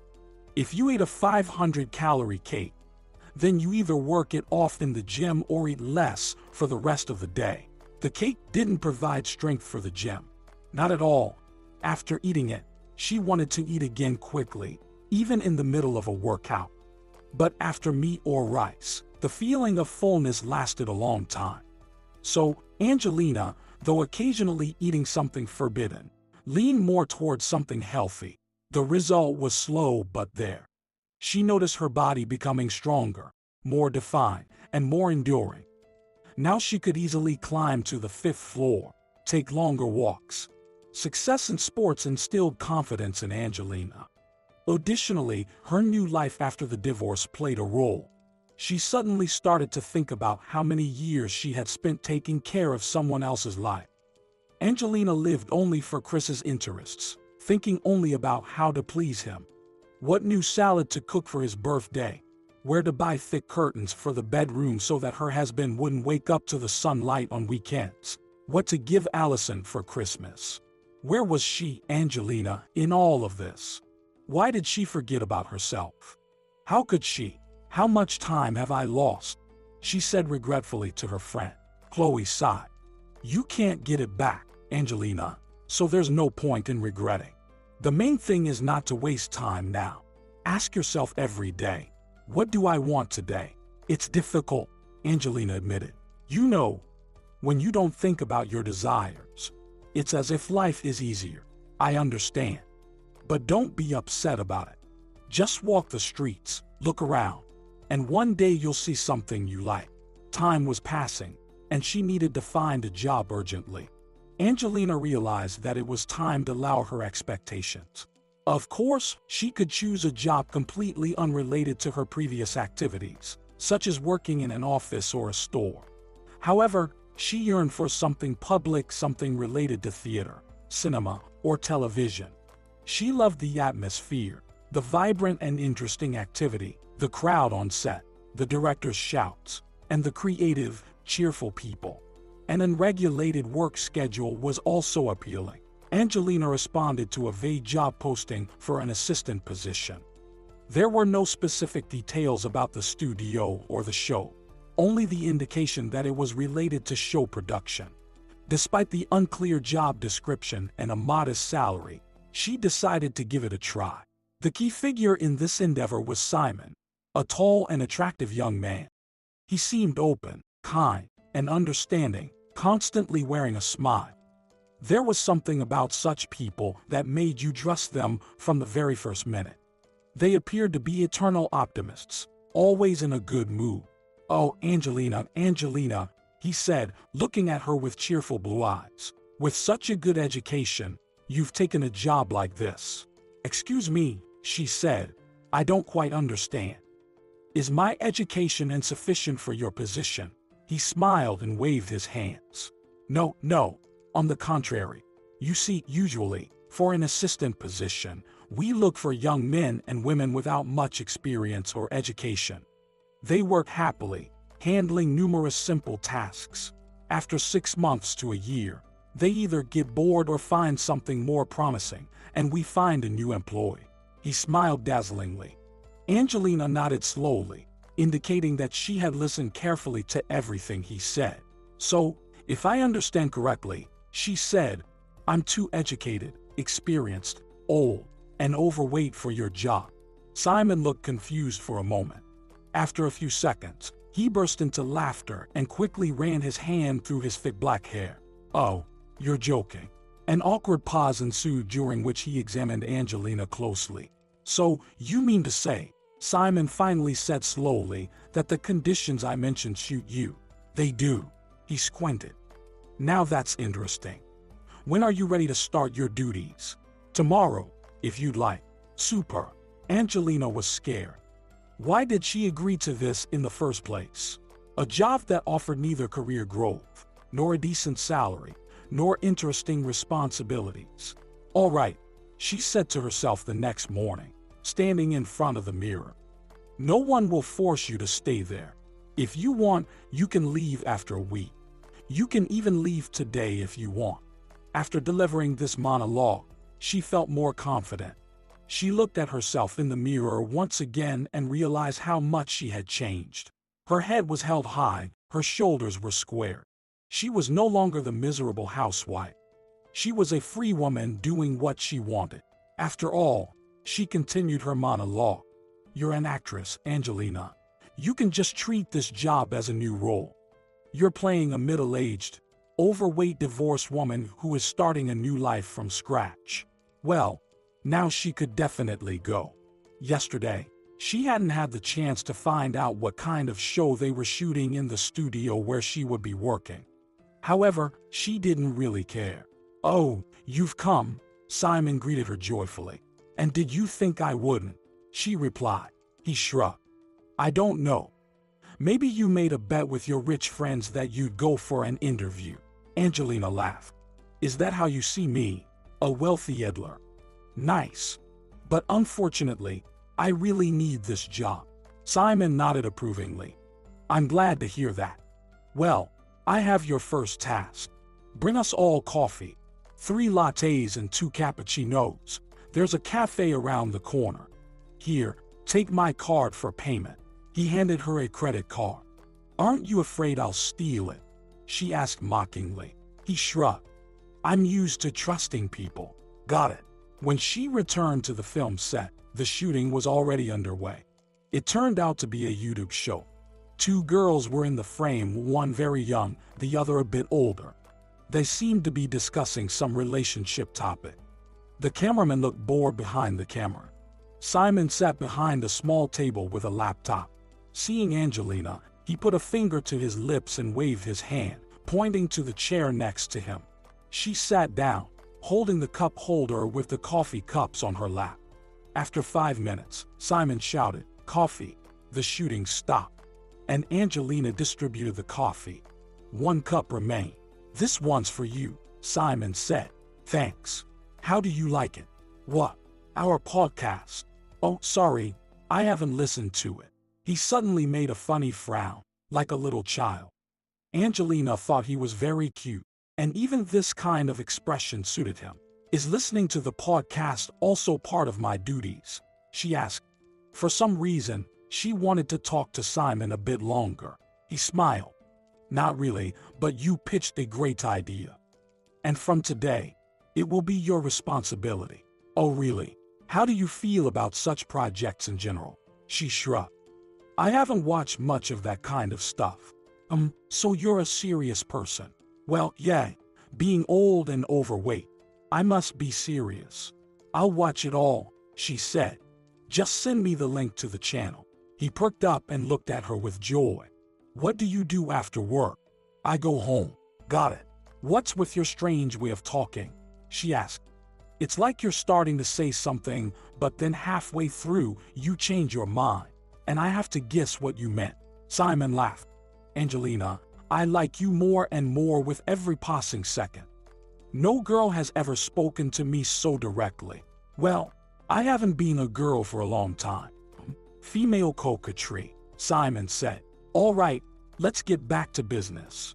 It seemed to me that you understood that I invited you to grab a coffee after work. I understood, but you didn't invite me. He squinted. So, you agree. Angelina suddenly felt herself blushing. Yes, she said hastily. Not to change your mind. Her heart was pounding. Could it be that she was just invited on a date? Okay, she needed to calm down. Maybe it doesn't mean anything special. The boss just wants to get to know her better. After all, they've only known each other for 2 days. She liked her first day at work. She had never been involved in such projects before. Of course, the shooting process itself was familiar, but this format was entirely new. It became clear that there wouldn't be a big salary here. The studio was modest, and the team was small. The girls did their own makeup. The cameraman handled not only shooting, but also sound and editing. Simon wrote the script himself, directed, organized the process, and handled promotion. Angelina's task was to assist. Work days were unpredictable. Sometimes she sat idle, and sometimes she hurriedly went somewhere to the post office, for clothes for the shoot, to the cosmetics store when eyeshadows ran out, to get lunch for the whole team, and so on. She enjoyed the running around. It was a useful and not too difficult load. Although she never quite grasped the plot of the show, but no big deal, she could catch up in the evening. Finished for today, announced Simon. Hooray, finally. Let's go home soon. The team quickly gathered, turned off the camera and lights, and the girls and the cameraman left, saying goodbye. Simon checked everything and turned to Angelina. Well, all done. Ready to go. What do you want to eat? Meaning, well, which cuisine do you like? Hot dogs, coffee with a croissant, or maybe Asian cuisine? Angelina smiled. I'm on a diet. I'll have a vegetable salad and chicken. Oh, unexpected. It seemed like Simon was lost in thought. Unexpected that I try to eat healthy, clarified Angelina. No, I meant something else. I also try to eat right. I have both chicken and salad at home, he squinted. But I'm afraid to invite you over. We've only known each other for 2 days. You won't flirt with me, will you? Angelina laughed. I won't. Too bad, I was hoping. Well, let's go, assistant. As home was bachelor style simple, but in its way, cozy and clean. Why did Simon evoke such unconditional trust from her? Even as a student, Angelina didn't visit guys she liked on the first day of acquaintance. What will you drink? Green tea. If you have it. I actually suggested choosing between beer, wine, and whiskey. Simon smirked. But if you want tea, tea it is. Tomorrow is a work day. I've only been working for 2 days. I'm afraid the boss will scold me. Yeah, he would suffer from a hangover tomorrow too, but you convinced me. We'll be drinking tea. Did you cook this yourself? Asked Angelina. Very tasty. Thank you. I did. And if this is an attempt to find out if I have a wife or a girlfriend, I'm absolutely free. And I didn't mean that. Simon looked like he was joking again. I didn't appeal to you, did I? Too bad, I thought I was attractive. You are attractive. Honestly think so. Honestly. Nice to hear that from a beautiful woman. Angelina blushed. Stop teasing. What? Who's teasing here? She got up. Enough. Don't take me for a fool. Angelina went to the door. Simon looked very surprised. Wait, what are you doing? He stopped her at the door. Angelina, what's wrong? How did I offend you? She stopped, feeling tears welling up in her eyes. Do you think I don't understand anything? She asked. A young, handsome guy hired an old, fat woman. The very next day, he invited her to his home. What's so hard to understand? Simon nervously smiled. Looks like I'm not the only one with self-esteem issues. Did you just call yourself an old, fat woman? Angelina stayed silent. She probably wasn't even 40 yet. No, and you look very attractive. I like you. She lowered her eyes, her heart pounding. It seemed Simon was sincere. Thanks for calling me young and attractive. The man continued, but just to clarify the last question about the quick invitation home. It all happened so naturally. You see, I'm a simple person. I like you, so I invited you for a date.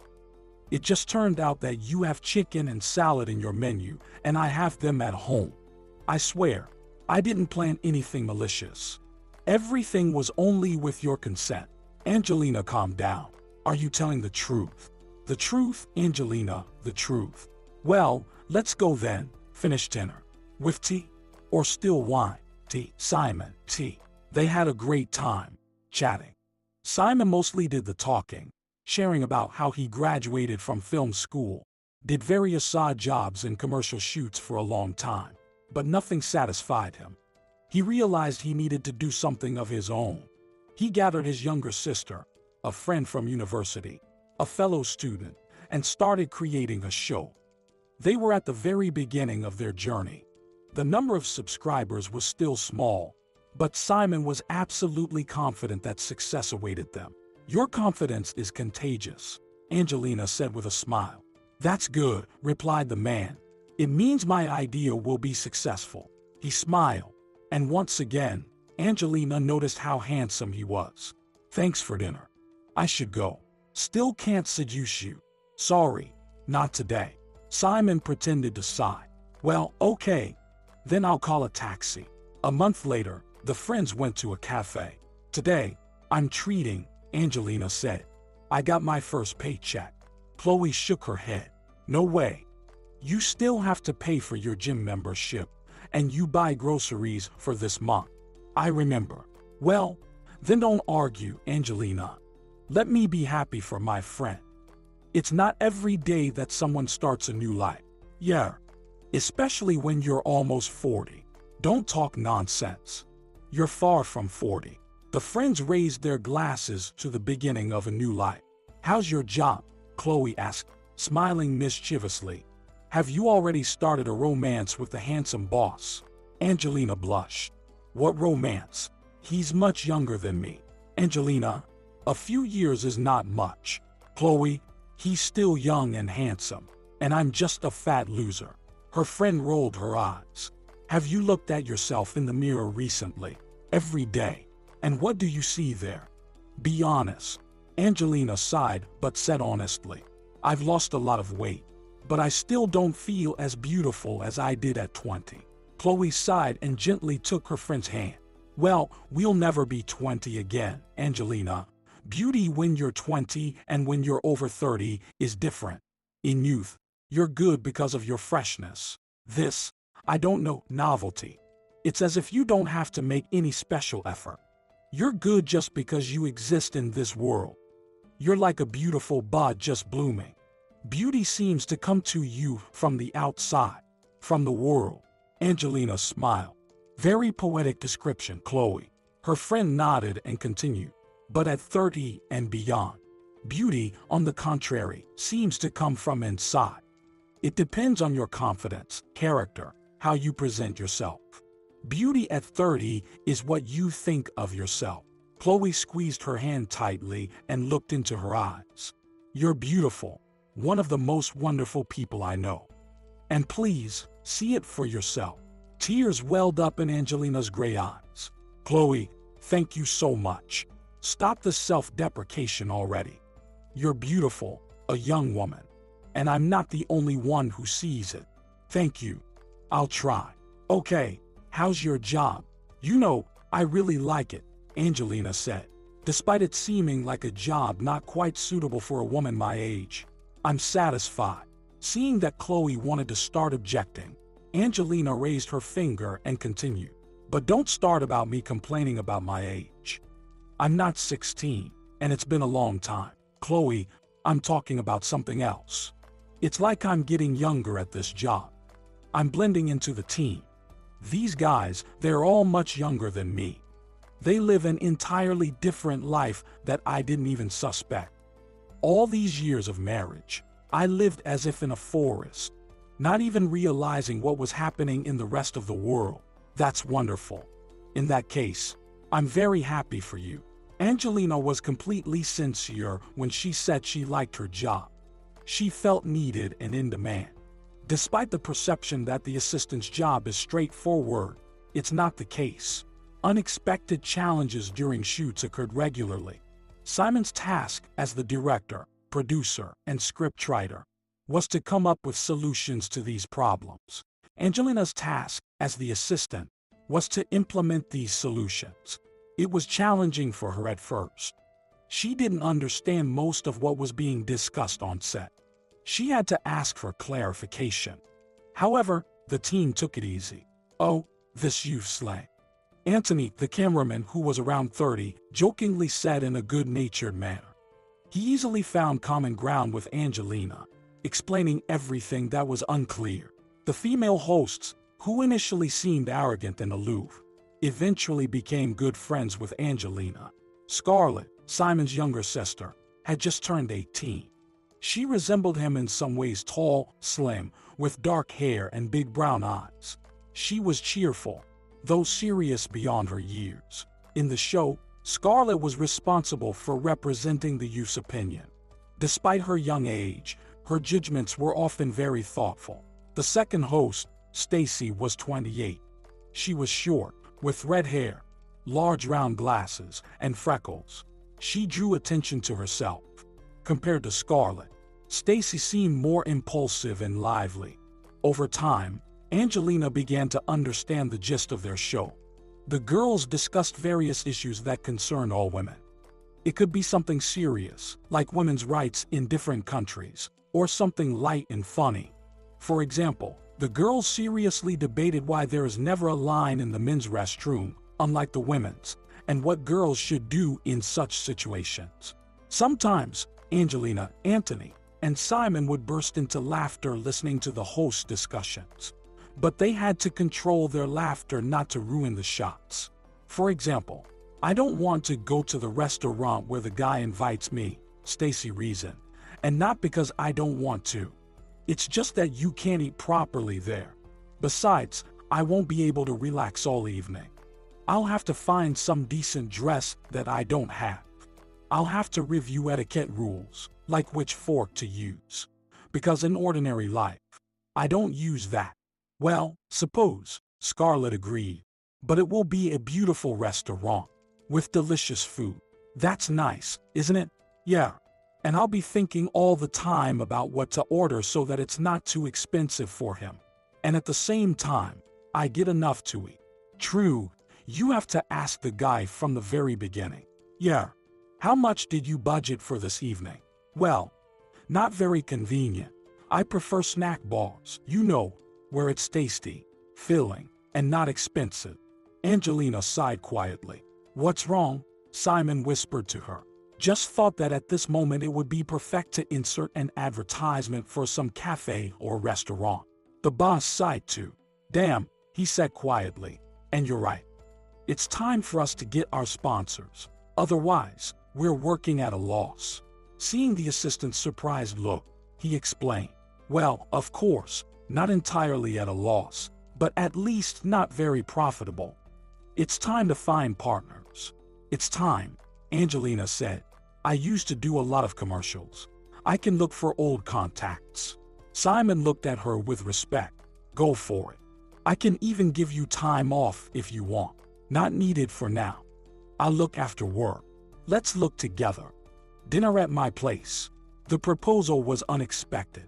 After that evening a month ago, Simon hadn't invited Angelina on any dates. She didn't know how to react to it. Maybe she was no longer of interest to him, or perhaps he just decided not to rush things. They got along well at work, as friends. The whole small team got along well. Sure, she replied, trying to sound indifferent. I don't mind. Simon immediately poured her a glass of white wine without asking. It's Friday today. He answered her questioning look. So, objections are not accepted. So, you can get me drunk. Possibly. But honestly, I plan to discuss work with you. Oh, I don't know. Should I feel flattered or offended? Definitely flattered. By the way, for dinner, we have fish with vegetables. Great. Angelina enjoyed the dinner. I'll say it again. You cook wonderfully, she said. Simon smiled and added more wine to their glasses. And you're very good at timing the wine refills. That's also my talent. But let's get back to work. Certainly. How do you like our team in general? It was an unexpected question. I like everything, she honestly replied. I feel like I've started living for real. It's interesting to explore this new field of work. Can we talk about you? I'm curious about what you did during that period when you weren't working, after the theater. Angelina frowned. But perhaps the alcohol had already gone to her head, and she felt like telling. Or maybe it was Simon's charm at work. I was a housewife all those years, serving my husband. She uttered the last words with some hatred. So you are married after all. Divorce. Hooray. Hooray. The boss shrugged. I like you. Of course, I'm glad you're free. Or has something changed in this month? I'm busy with work now. No time for dates. You're on a date right now. You wanted to discuss the project, right? Exactly. I'm interested in your opinion. Any ideas on how to improve it? Angelina raised her eyebrows. Why are you asking me about this? I just bring coffee and pick up clothes from dry cleaning. Today you gave me a great idea with the advertisement. You're flattering me, Simon. It wasn't even an idea. I just said what came to my mind, and you developed it yourself. That's the essence of teamwork. It's not that one person comes up with everything. The more people, the more thoughts, the higher the probability that something interesting will come up among them. Angelina laughed. I'm sure many CEOs would disagree with you. Well, when I have my own corporation, then we'll see. Okay. I don't have ready ideas. I can just recall what came to my mind while I was observing the shootings. Go on. Simon even sat more comfortably, prepared to listen. Firstly, I would invite guests, Angelina began. Of course, Scarlett and Stacy are wonderful, but I think it would be interesting to hear from invited experts, like doctors, stylists, bloggers. We're not limited in choice. Fine. Secondly, you're right. We need to take advertising seriously. I understand that right now. We're living on your optimism and personal funds. The boss looked embarrassed. Well, mostly, yes. But you can see from your salary that everything is very modest. We need to scale up. I'll contact my old contacts in advertising. But most likely, it's time to find new ones. Simon suddenly went into the room and came back with a laptop. I want to see what's popular in advertising now. Credit cards, psychotherapy, bookstores, computer games, backpacks, mini perfume sets. Angelina pondered. It's all interesting, of course. I understand it's very popular, but everyone has it. We need something unique, something that other bloggers don't usually talk about. Like what? I don't know. Maybe something provocative. Something that isn't commonly discussed, suggested Angelina. Tampons. Angelina rolled her eyes. Men, It's the 21st century, and you're still afraid of them. Okay, Simon said. Then what do you suggest? I'll think about it. Good. What else, besides advertising and guests? Maybe, in addition to studio shoots, we could add other locations. This will require an increase in expenses, and we already pay a lot for studio rental. We can try barter. I'm afraid we're not famous enough for owners of bars, restaurants, and other potential locations to agree to that. So, we'll just have to look for suitable locations, said Angelina. New ones, just opening bars, for example. Youthful ones whose visitors might like our show. Angelina, that's a wonderful idea. Simon stood up and began pacing the room. So, what other ideas do you have? They discussed work until late at night, putting together a detailed plan spanning several pages. Angelina had never seen her boss so enthusiastic, and she, too, was ignited by the idea. Finally, she could contribute, make something worthwhile. Wow, it's already 3 in the morning, exclaimed Angelina, glancing at the clock. Time to call a taxi. They don't run at this time, Simon confidently stated. Oh, really? Seriously? Stay at my place overnight. You don't have anywhere to go tomorrow. I promise not to bother you. Angelina shook her head. Sorry, I'm used to sleeping at home. I don't even have any clothes with me. I'll give you my t-shirt. I won't fit into it. You'll fit. I won't sleep with you, Angelina said cautiously. No need. I'll give you my bed, and I'll crash on the couch in the living room. I can sleep on the couch. With me? No, just instead.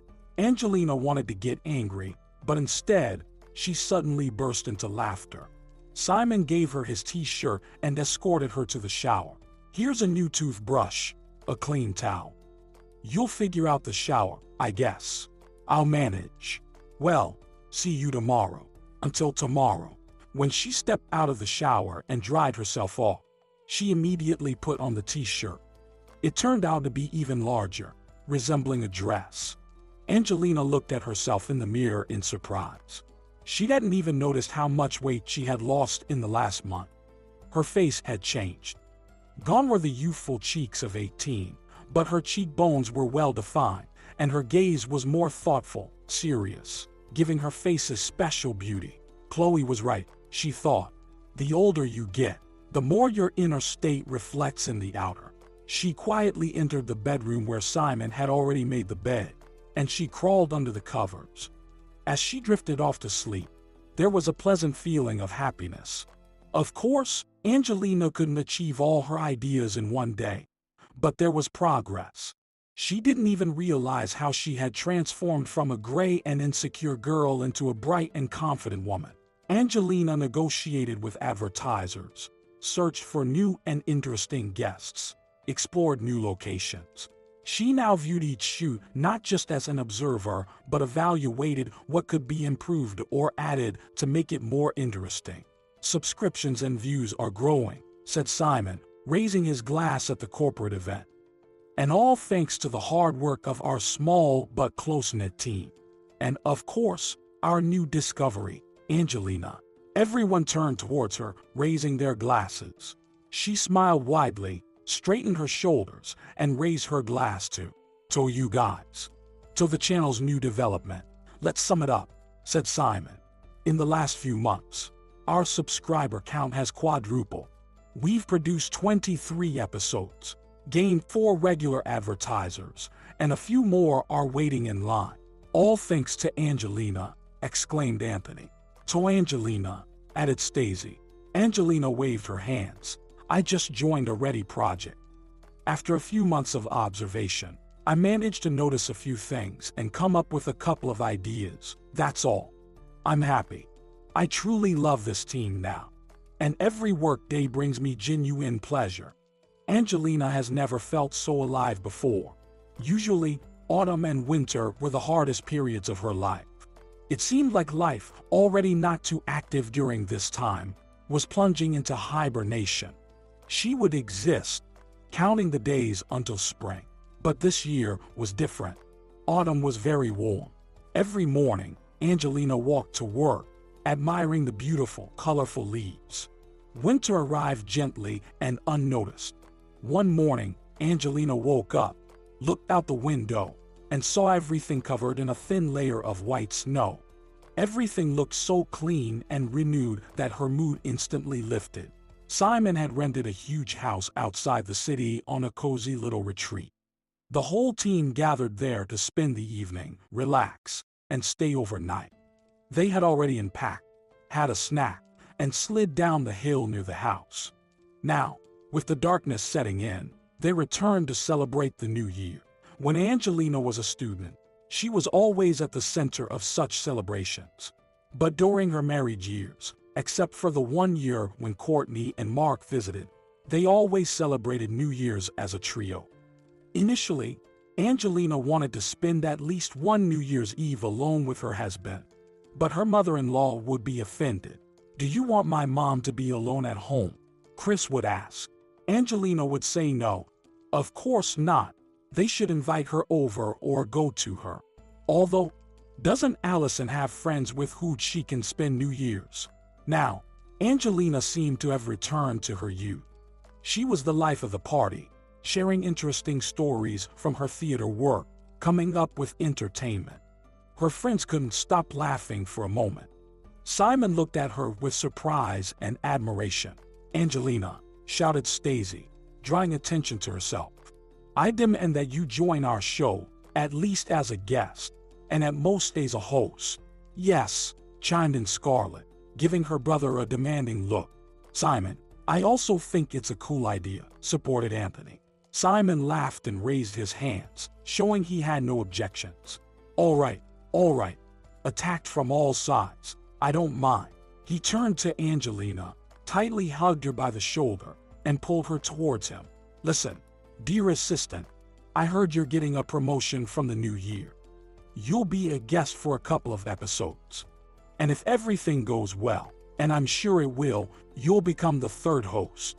Angelina was taken aback. To hide her embarrassment, she decided to make a joke. "And who will bring you coffee then?" Stacey, Scarlett, and Anthony laughed.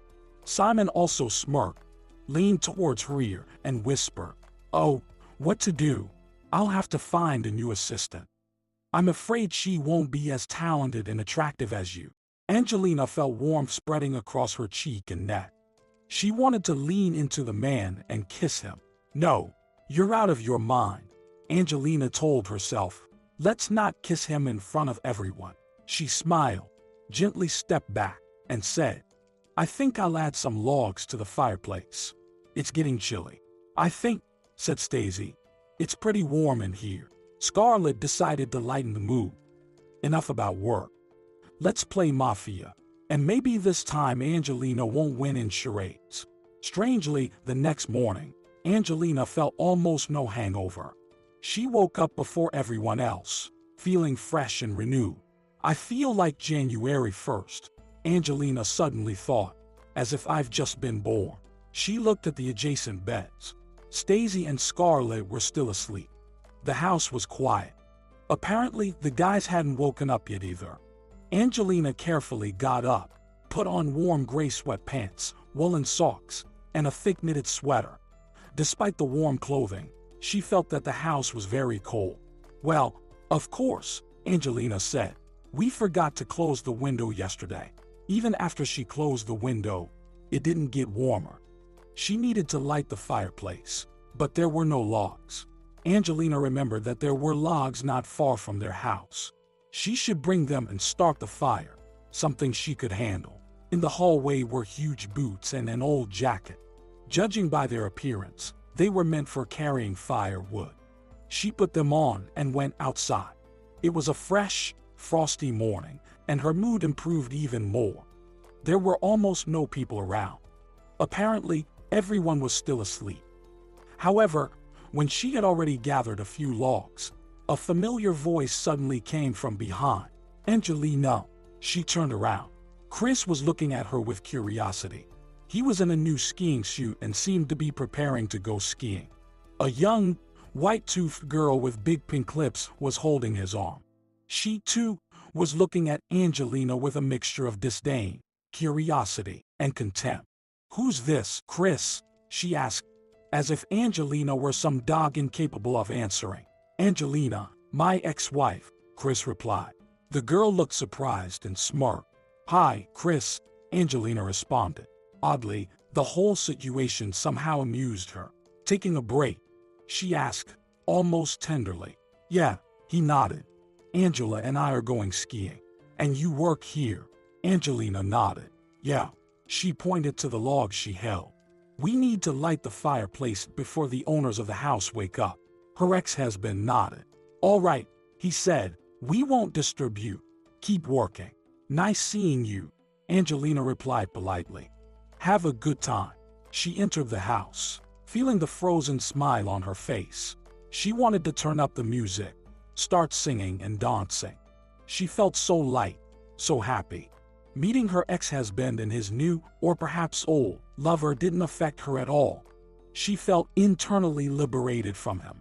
Wasn't this happiness? Wow. It's 8 in the morning, and you're cheerful and fresh like a forest fairy.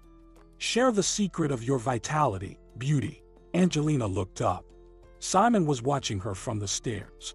He looked sleepy and funny in his red checkered pajamas and beige slippers.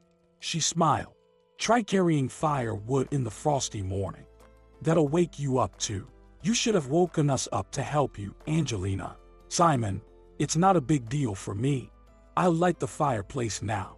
And by the time everyone else wakes up, it'll be warm in here." "All right, woman, I'll take care of the fireplace." "I understand. You're strong and independent. But please, let me help." Angelina shrugged. "Sure, fine. And I'll make coffee in the meantime." "I won't say no to coffee." When the fire was roaring in the fireplace, warming up the house, Angelina and Simon sat down to drink coffee. He said, "If I had known you make such excellent coffee, I would have asked you to buy a ready-made one and got a coffee machine for the studio." "Then buy one," she replied. "It's not a problem for me." Simon sighed.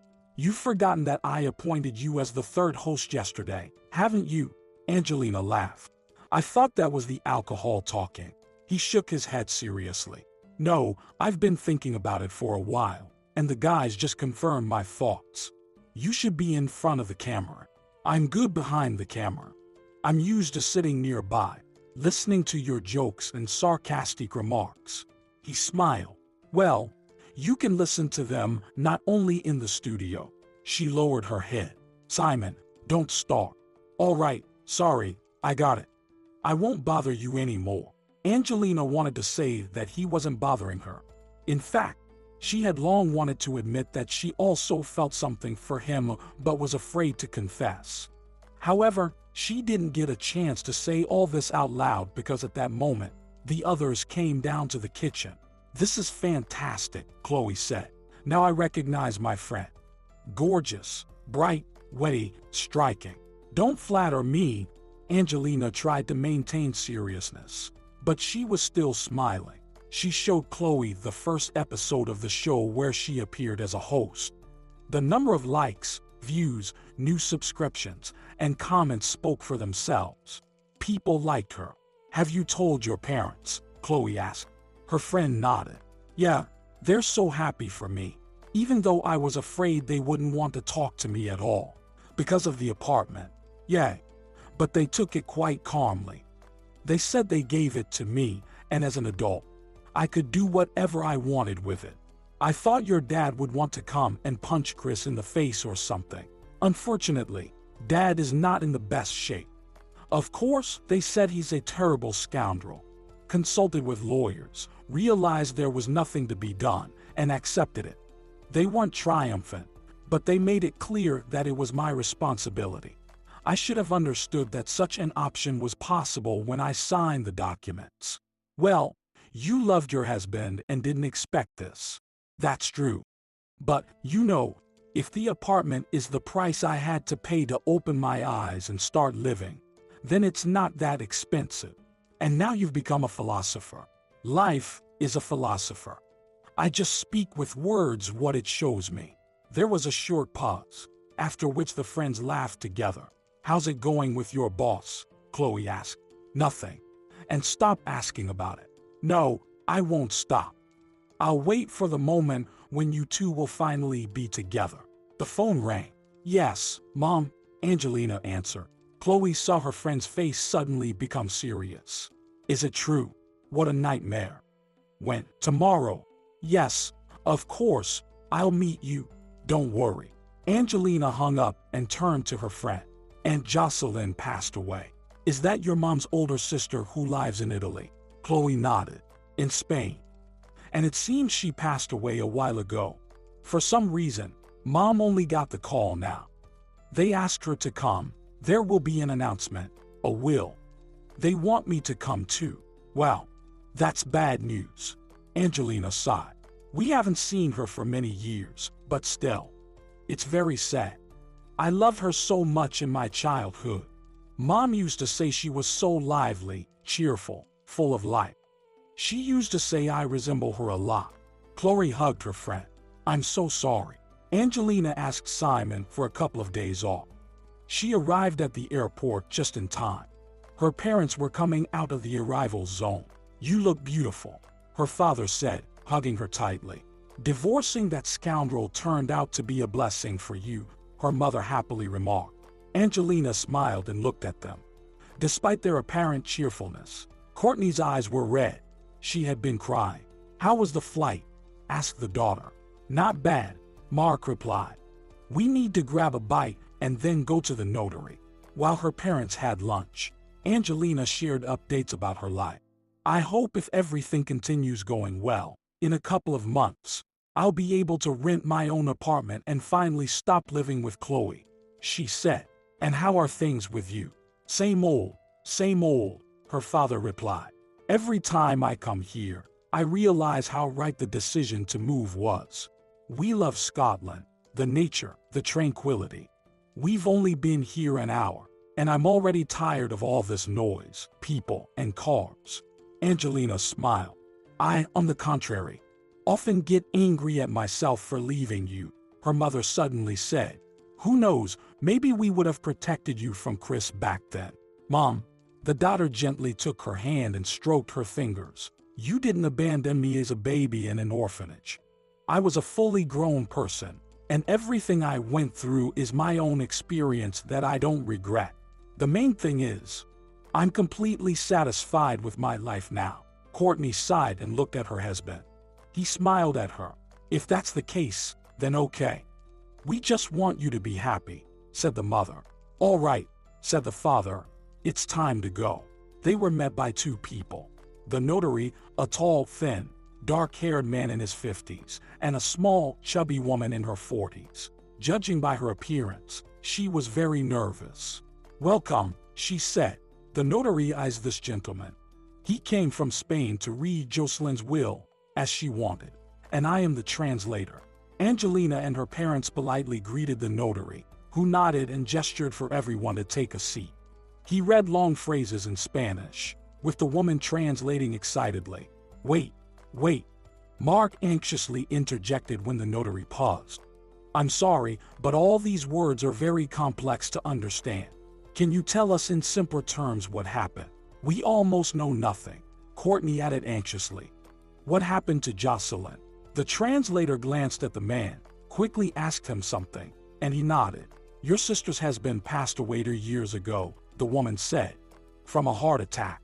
He bequeathed all his inheritance to his wife, and, as you probably know, they had no children.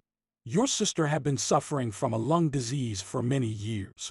Only the warm climate and the sea where she lived could provide relief. Unfortunately, her condition worsened recently, and she's no longer with us. She didn't want to upset you, so she requested that news of her death be shared only when it was time to announce the will. Courtney quietly sobbed and buried her face in her husband's shoulder. He embraced her and began to comfort her with gentle strokes.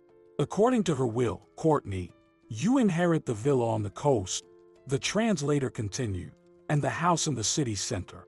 The construction company, all the money, stocks, and other assets go to the late Jocelyn's niece, Angelina Mayers. Silence hung in the room.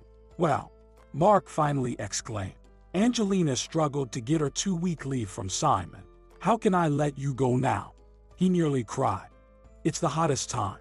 A lot of people are watching our videos. The channel is growing, and our main star disappears for a whole 2 weeks. Simon, please. Angelina pleaded with him.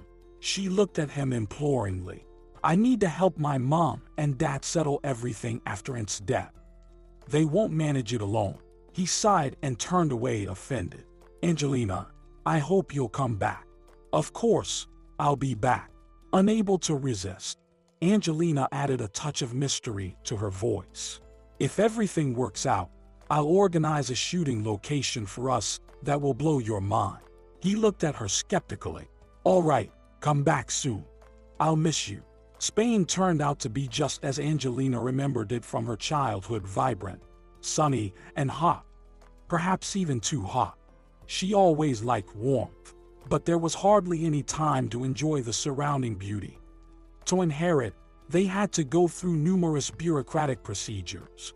Despite having assistants, Angelina and her parents spent whole days visiting various offices, signing countless papers, and getting everything approved. By the end of the 2 weeks, they barely managed to finish everything. Her parents decided to stay at the country villa Jocelyn bequeathed to her younger sister. Are you moving here? Their daughter asked. We'll see, Courtney replied. We're comfortable at home, but here is nice too warm weather, fruits, and the sea nearby. What about the wine and meat? Mark choked. Angelina laughed. She enjoyed being here herself. But she had a promise to fulfill and had to return. Then live here for a couple of months. Or you can fly back and forth, she suggested. Her parents laughed. We never thought about it, her mother said. I told her that in our old age, we can afford such luxuries. Oh, Jocelyn, I regret not having the chance to talk to her one last time. What a gift she made, not forgetting us. I don't understand why she decided to leave all the main property to me, Angelina said thoughtfully. She probably doesn't even remember me anymore. Courtney shook her head. She loved you very much. She always told me that you were an unusual child and that a bright future awaited you. Simon greeted her at the airport. She saw him from a distance. Finally, he said, I thought you found someone there. With one hand, he took her suitcase, and with the other, he handed her a bouquet of flowers. Angelina took them, smiled, and confidently kissed her boss on the cheek. I've arrived, just as promised, after 2 weeks. It felt like an eternity passed. How's Spain treating you? Wonderful. Angelina wanted to discuss this later, but she couldn't resist surprising and delighting him. What if I say that our whole team can go there for a few weeks? We can combine leisure and work. New locations, new ideas for shooting sun, sea, wine. Angelina, did you get a sunstroke there? I'm serious. Listen, our financial situation is much better now, but still, a month's vacation in Spain for 5 people is something we can't afford yet. I'll handle this question, confidently said Angelina. It's your job to convince the gods. The boss laughed. I think there won't be any problems with that. What have you come up with? Angelina shrugged and smiled cunningly. You'll see. That's the story. Angelina concluded her narrative. Chloe sighed admiringly. This is like a fairy tale. You're so enthusiastic, just beautiful. Thank you, Chloe. I also have a proposal for you. Are you proposing to me? Angelina laughed. Better, let's go to Spain. What? Are you moving to Spain from me? No, not yet. Just going there with the team for a while. For a couple of weeks. To shoot, explore. And you come to visit me. The house is huge, plenty of space for everyone. Fantastic offer, my friend. And I definitely plan to take advantage of it. But later. Right now. Work. I have a vacation in a few months. Angelina smiled. Deal. By then, I'll figure out everything, learn Spanish, and show you around. The main thing is to check out the wine shops and good restaurants, Chloe said. Someone's at the door, Chloe remarked. Interesting, said Chloe. I'm not expecting anyone, am I? She returned a minute later with a very puzzled expression and a luxurious bouquet of red roses. Said it's for Angelina, Joel reported, handing her the bouquet. Simon. Who else? She began searching for a note and read aloud. Dear Angelina, I need to apologize for many things. I suggest we meet and have dinner. Chris. I don't understand anything, Angelina said. What's going on with him? When was the last time you talked? Chloe asked. Before New Year's. I told you about it. He was with a girl back then. Angela. I think her name was. All of this seems suspicious, her friend said, adding, will you go? For dinner. To hell with him. That's the spirit. Certainly, everyone agreed to the trip to Spain, but it had to be postponed by a month. There were issues to resolve with documents, finishing planned shoots, and so on. However, Angelina was not at all disappointed. All the guys were looking forward to the trip and were in high spirits, except for Simon. He also pretended to be pleased with everything.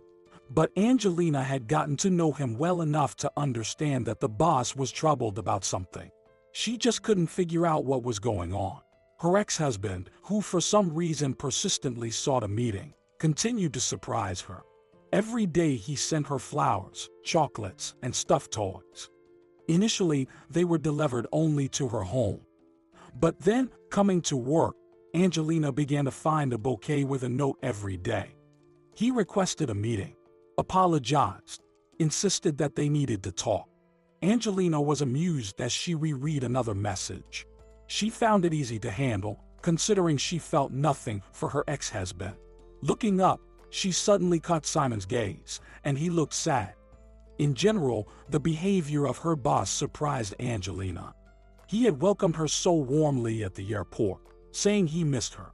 She hoped that now Simon would invite her on a date. She felt completely ready for it. But he no longer extended the invitation. He interacted with her as warmly as before, but only during working hours. On Saturday, when Chloe went on a date and Angelina found herself alone, she suddenly decided to agree to a meeting with her ex-husband. Why would she, a beautiful and interesting woman, spend the entire weekend at home alone? I'm free today. We can meet, she texted. The response came almost instantly, as if he were sitting with the phone in hand, waiting for her message. If it's convenient, I'll pick you up, and we can go to our favorite restaurant. Agreed. Curiosity. That's the only thing Angelina felt thinking about the upcoming meeting. No excitement. No thoughts that maybe Chris understood everything and wanted to restart their relationship. Even if that were the case, she wasn't interested. She quickly got ready, styled her hair, applied a bit of makeup, wore a simple long black dress, and happily admired herself in the mirror. Yes, proper nutrition and the regular workouts she was accustomed to were yielding results. For the first time in many years, she was content with her body, but more surprisingly, she realized with astonishment that she was completely satisfied with her face, or rather, her eyes. They reflected tranquility and confidence, and that alone was enough to feel the most beautiful in the world. Chris stepped out of the car and admiringly looked at her. You look fabulous, he said. Thank you, Angelina replied. So do you. Her ex-husband was in an elegant suit, as always, dressed expensively and refined. She suddenly thought, with surprise, that in the past, she often felt awkwardness around him, as if she were unworthy. Now, however, she felt none of that. Their favorite restaurant was just as beautiful, and for a few seconds, it was as if she had been transported back in time. He knew where to take her. What did you want to talk about? Angelina asked. Chris smiled. Straight to the point. Oh, she shrugged. Why drag it out? We're adults. The divorce was mutual. So, it's strange that after 6 months, you suddenly want to revive courtship and meet. Chris smiled even more and tried to take her hand. Angelina gently pulled away. Moreover, she continued, as far as I remember, during our last meeting, you had a lovely girl, Angela, I think. For a moment, Angelina thought she saw that same malicious expression on his face, the one she saw when Chris kicked her out of the apartment. But then, he seemed to regain composure and smile. I understand it looks strange. I see how much you've changed during this time. You have a new hairstyle, a new job. I see you've gathered information about me. Yes, I've been through a lot during this time. And these events made me completely rethink our relationship. Chris made another attempt to take his ex-wife's hand, but she didn't allow the touch. I realized how difficult it was for you with me. I realized I didn't appreciate everything you did for me. I didn't even imagine what it was like for you to give up the theater and become a homemaker. I'm very grateful for everything you've done for me all these years. Angelina nodded. Thank you, she replied. It was nice to hear that. Chris took a sip of water and continued. Of course, this is far from everything I wanted to tell you. After you, I had girlfriends. You even met one of them. But none of them compares to you.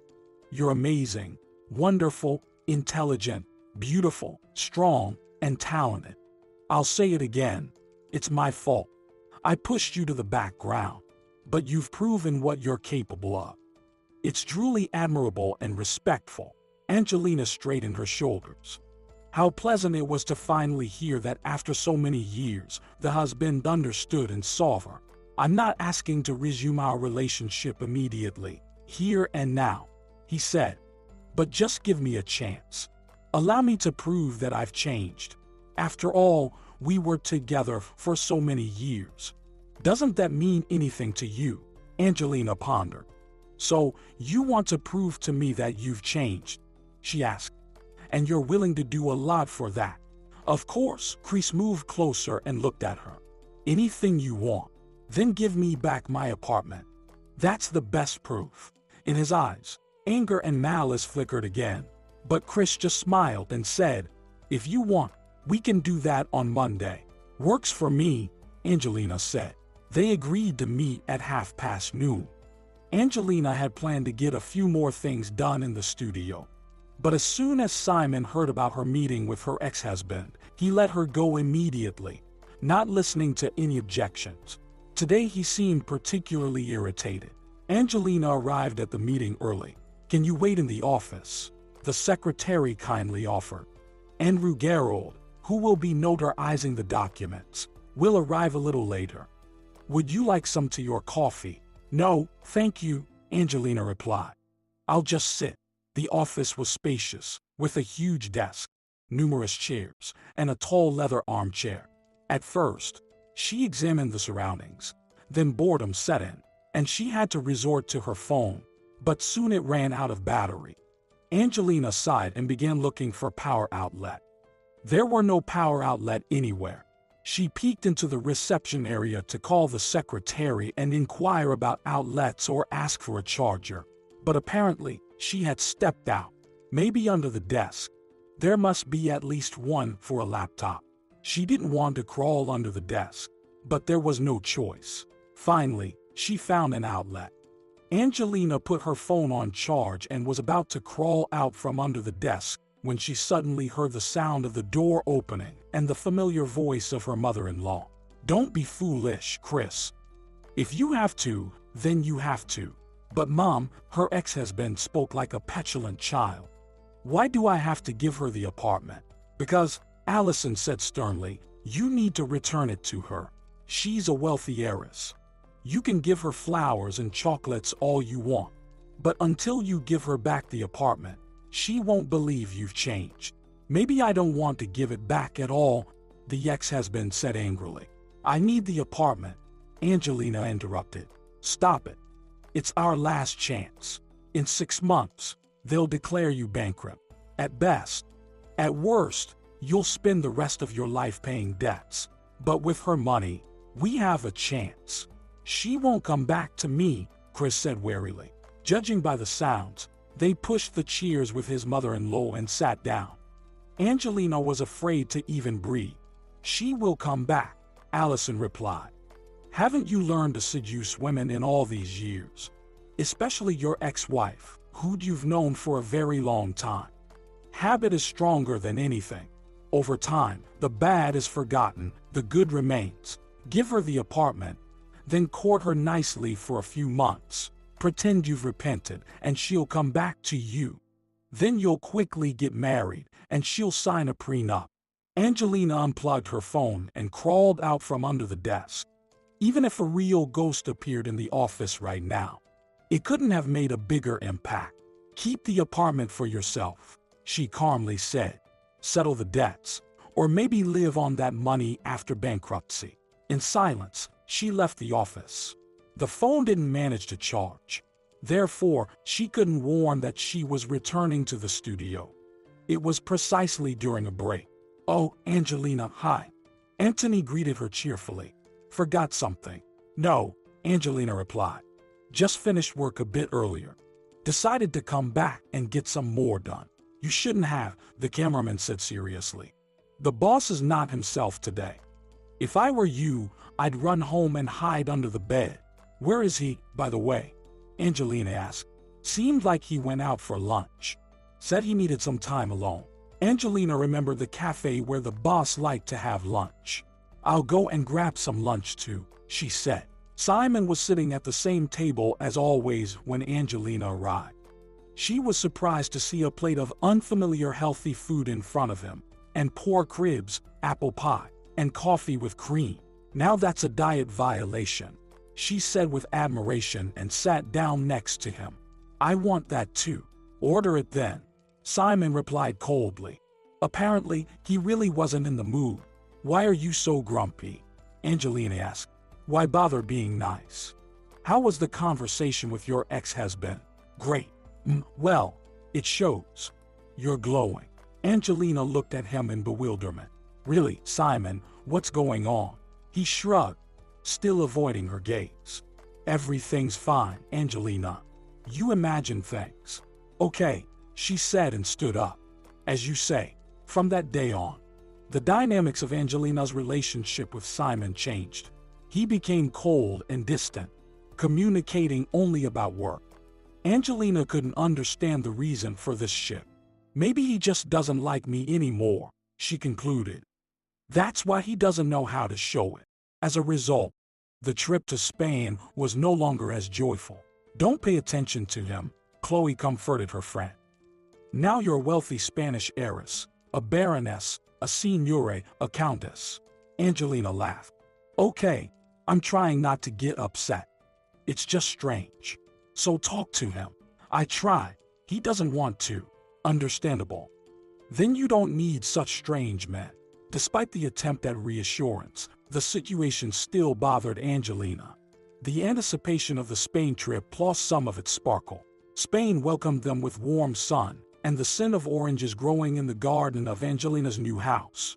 Everyone immediately became happy, content, and relaxed. Even Simon seemed less gloomy than usual lately. "And all of this belongs to you?" Stacey asked during dinner. Angelina smiled. "Yes. I just haven't gotten news to it yet." "Wow, that's amazing," Scarlett exclaimed. "We could shoot a story on this too." "No need," Angelina joked. "It would seem too unbelievable. People might think we're trying too hard to promote ourselves." "Why not?" Simon chimed in. "As long as Angelina is with us, we should use it to 100%. "What do you mean as long as with us?" Anthony asked, surprised. The boss shrugged. "Angelina has a new wonderful life now. Maybe she'll get married again soon and lose interest in this kind of work." Angelina laughed. "I'm not interested in marriage right now." "You've tried it already," Simon remarked. "Maybe the second time will be better," he added. Despite the boss's mood, the filming went smoothly. Shooting in such conditions was a pleasure. Ideas flowed effortlessly. Inspiration was everywhere, and there was even time for relaxation. They swam in the sea, drank wine, indulged in local delicacies, and explored the city, filled with narrow stone streets, old churches, fountains, and statues. To Angelina, it felt like she had stepped into another world. Could it really be true? The only thing she missed was her previous communication with Simon. She tried to talk to him several times, But he literally avoided her and did everything to avoid being alone with her. One evening, while sitting on the beach and watching the sunset, Scarlett sat down next to her. "Are you really going to leave us?" she suddenly asked. Angelina was surprised. "Where did you get that idea?" "Simon is convinced of it."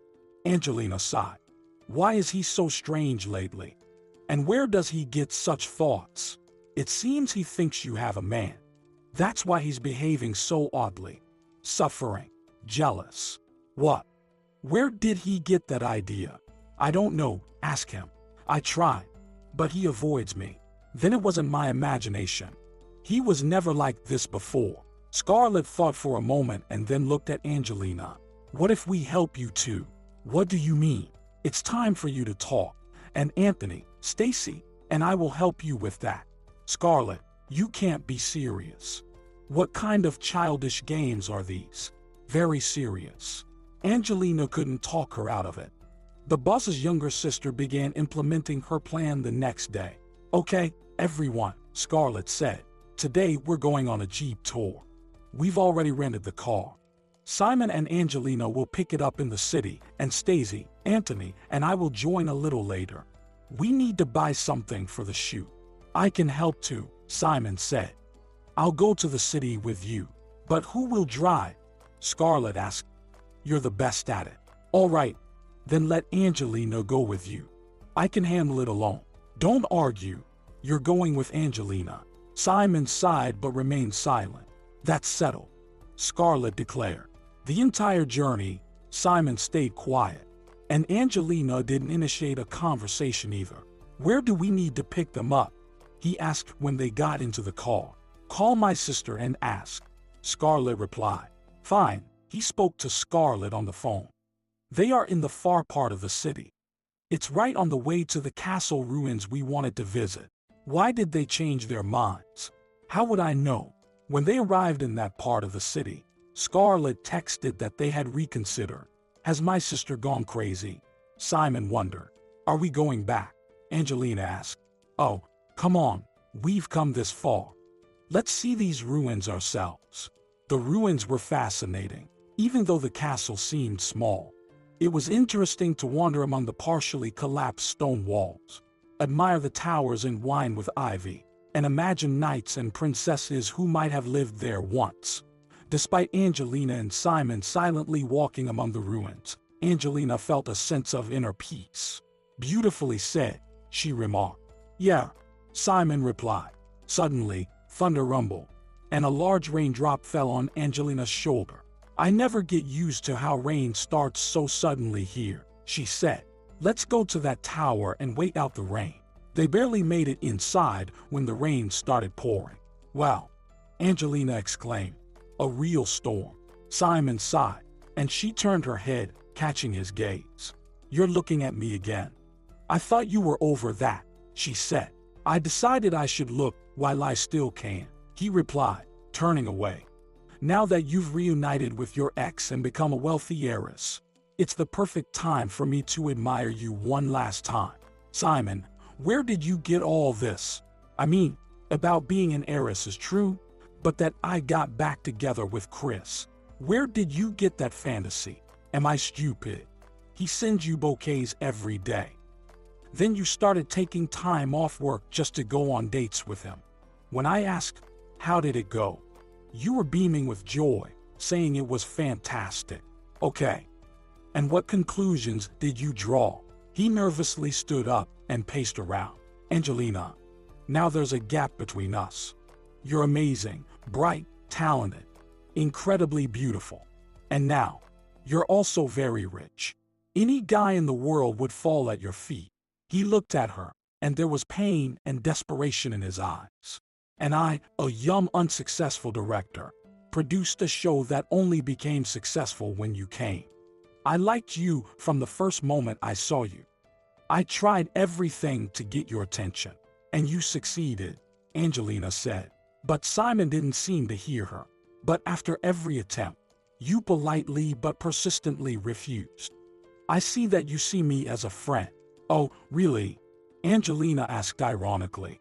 It was as if Simon didn't notice. I tried not to interfere with your work, not to bother you. You became cold and sometimes even rude. He looked away awkwardly. I couldn't always control myself. If you didn't want to date me anymore, you could have just behaved like a friend. Simon sighed. You can't imagine how difficult that is. I wish I could just lock away my feelings for you and be a nice friend. But it turns out I can't. I'm ashamed of how angry I was at you. I'm sorry. Simon looked at her with his big eyes. Angelina sighed and turned away. You know, she said, at first, you seemed very sensible to me, serious. You weren't afraid to say that you liked me. You were honest and open. I thought, well, with Simon, I don't have to fear lies. He will always be straightforward with me. He'll tell me if I'm doing something wrong or if he's doing something wrong. The boss lowered his head in embarrassment.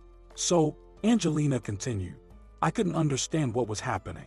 You didn't want to see me, talk to me, be alone with me.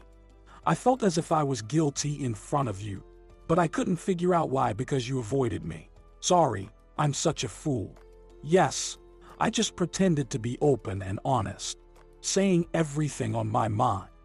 In reality, I turned out to be just as insecure as most people. When someone I really liked appeared, I got scared of being rejected, became vulnerable, and retreated into defense. So, do you like me after all? Angelina asked with a smile. Simon sighed and rolled his eyes. As if you don't know, it's in front of others. I can play the clown. But with you, I become a trembling teenager afraid to say something wrong and scare you off. And don't you dare joke about me being younger than you.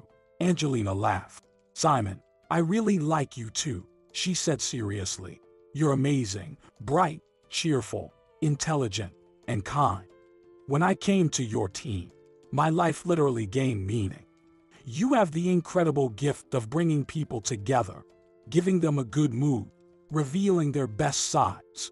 You say that without me, our project wouldn't have been as successful, but that's not true.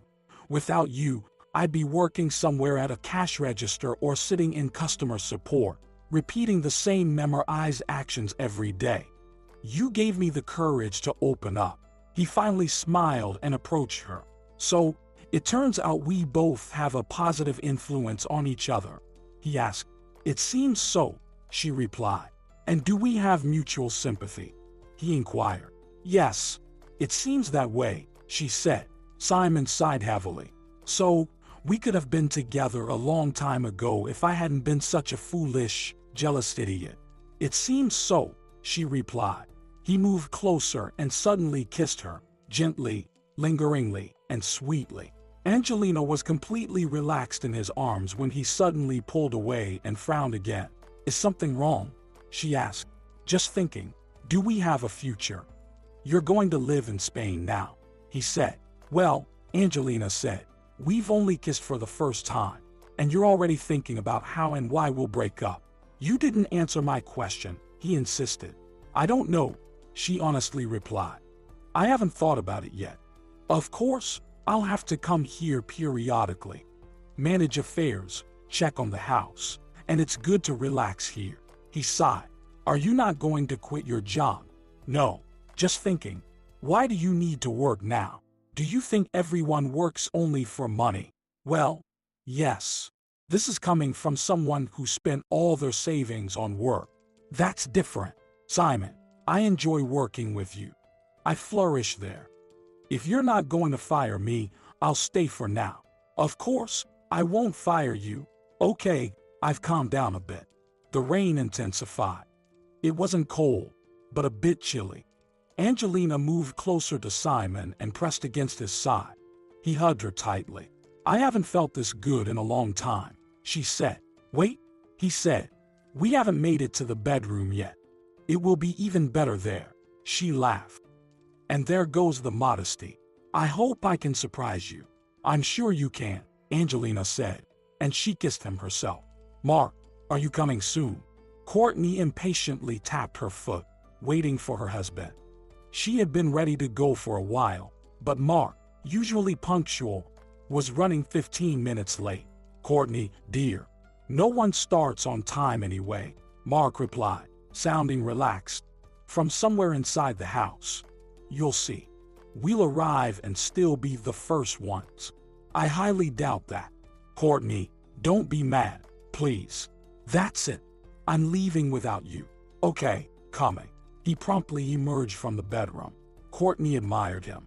Over the past few months, he had slimmed down, gotten a tan, and looked about 10 years younger. She felt better and looked better herself. Let's go already, she said softly. Stacey has been waiting in the car for 20 minutes. Stacey confidently and swiftly maneuvered the car through the narrow, stony streets. How is everyone? Did they manage to get ready? Courtney asked anxiously. Stacey nodded. Yes, I called Anthony. He's bringing the flowers. Great. Is Angelina ready? Scarlett says she's almost ready. Excellent. They arrived at a large woven gazebo. Everything was prepared. Under a large fabric canopy, several tables were set with chairs. On a small rise stood an arch adorned with large, vibrant, multicolored flowers and huge, lush green leaves. Most of the guests had gathered, looking happy. The girls wore short, light-colored dresses, and the men were in light shirts and trousers. After a few minutes, a young dark-haired woman stepped into the center and cheerfully announced into the microphone, "Dear guests, attention. Please take your seats. We will begin the ceremony shortly." The guests began to take their seats on the cushioned chairs arranged in neat rows in front of the elevated platform with the arch. Courtney, with Mark, sat in the front row. Stacey, Scarlett, Chloe, and Anthony sat beside them. A tall, pleasant-looking man in his 40s, dressed in a sharp black suit, appeared on the platform. He smiled warmly and looked at the audience. "Dear guests," he said loudly, with a beautiful voice. "We have gathered here today to unite Angelina and Mark in lawful matrimony. May we have the groom, please?" He subtly nodded. The orchestra played a pleasant and lively melody, and Simon walked down the aisle.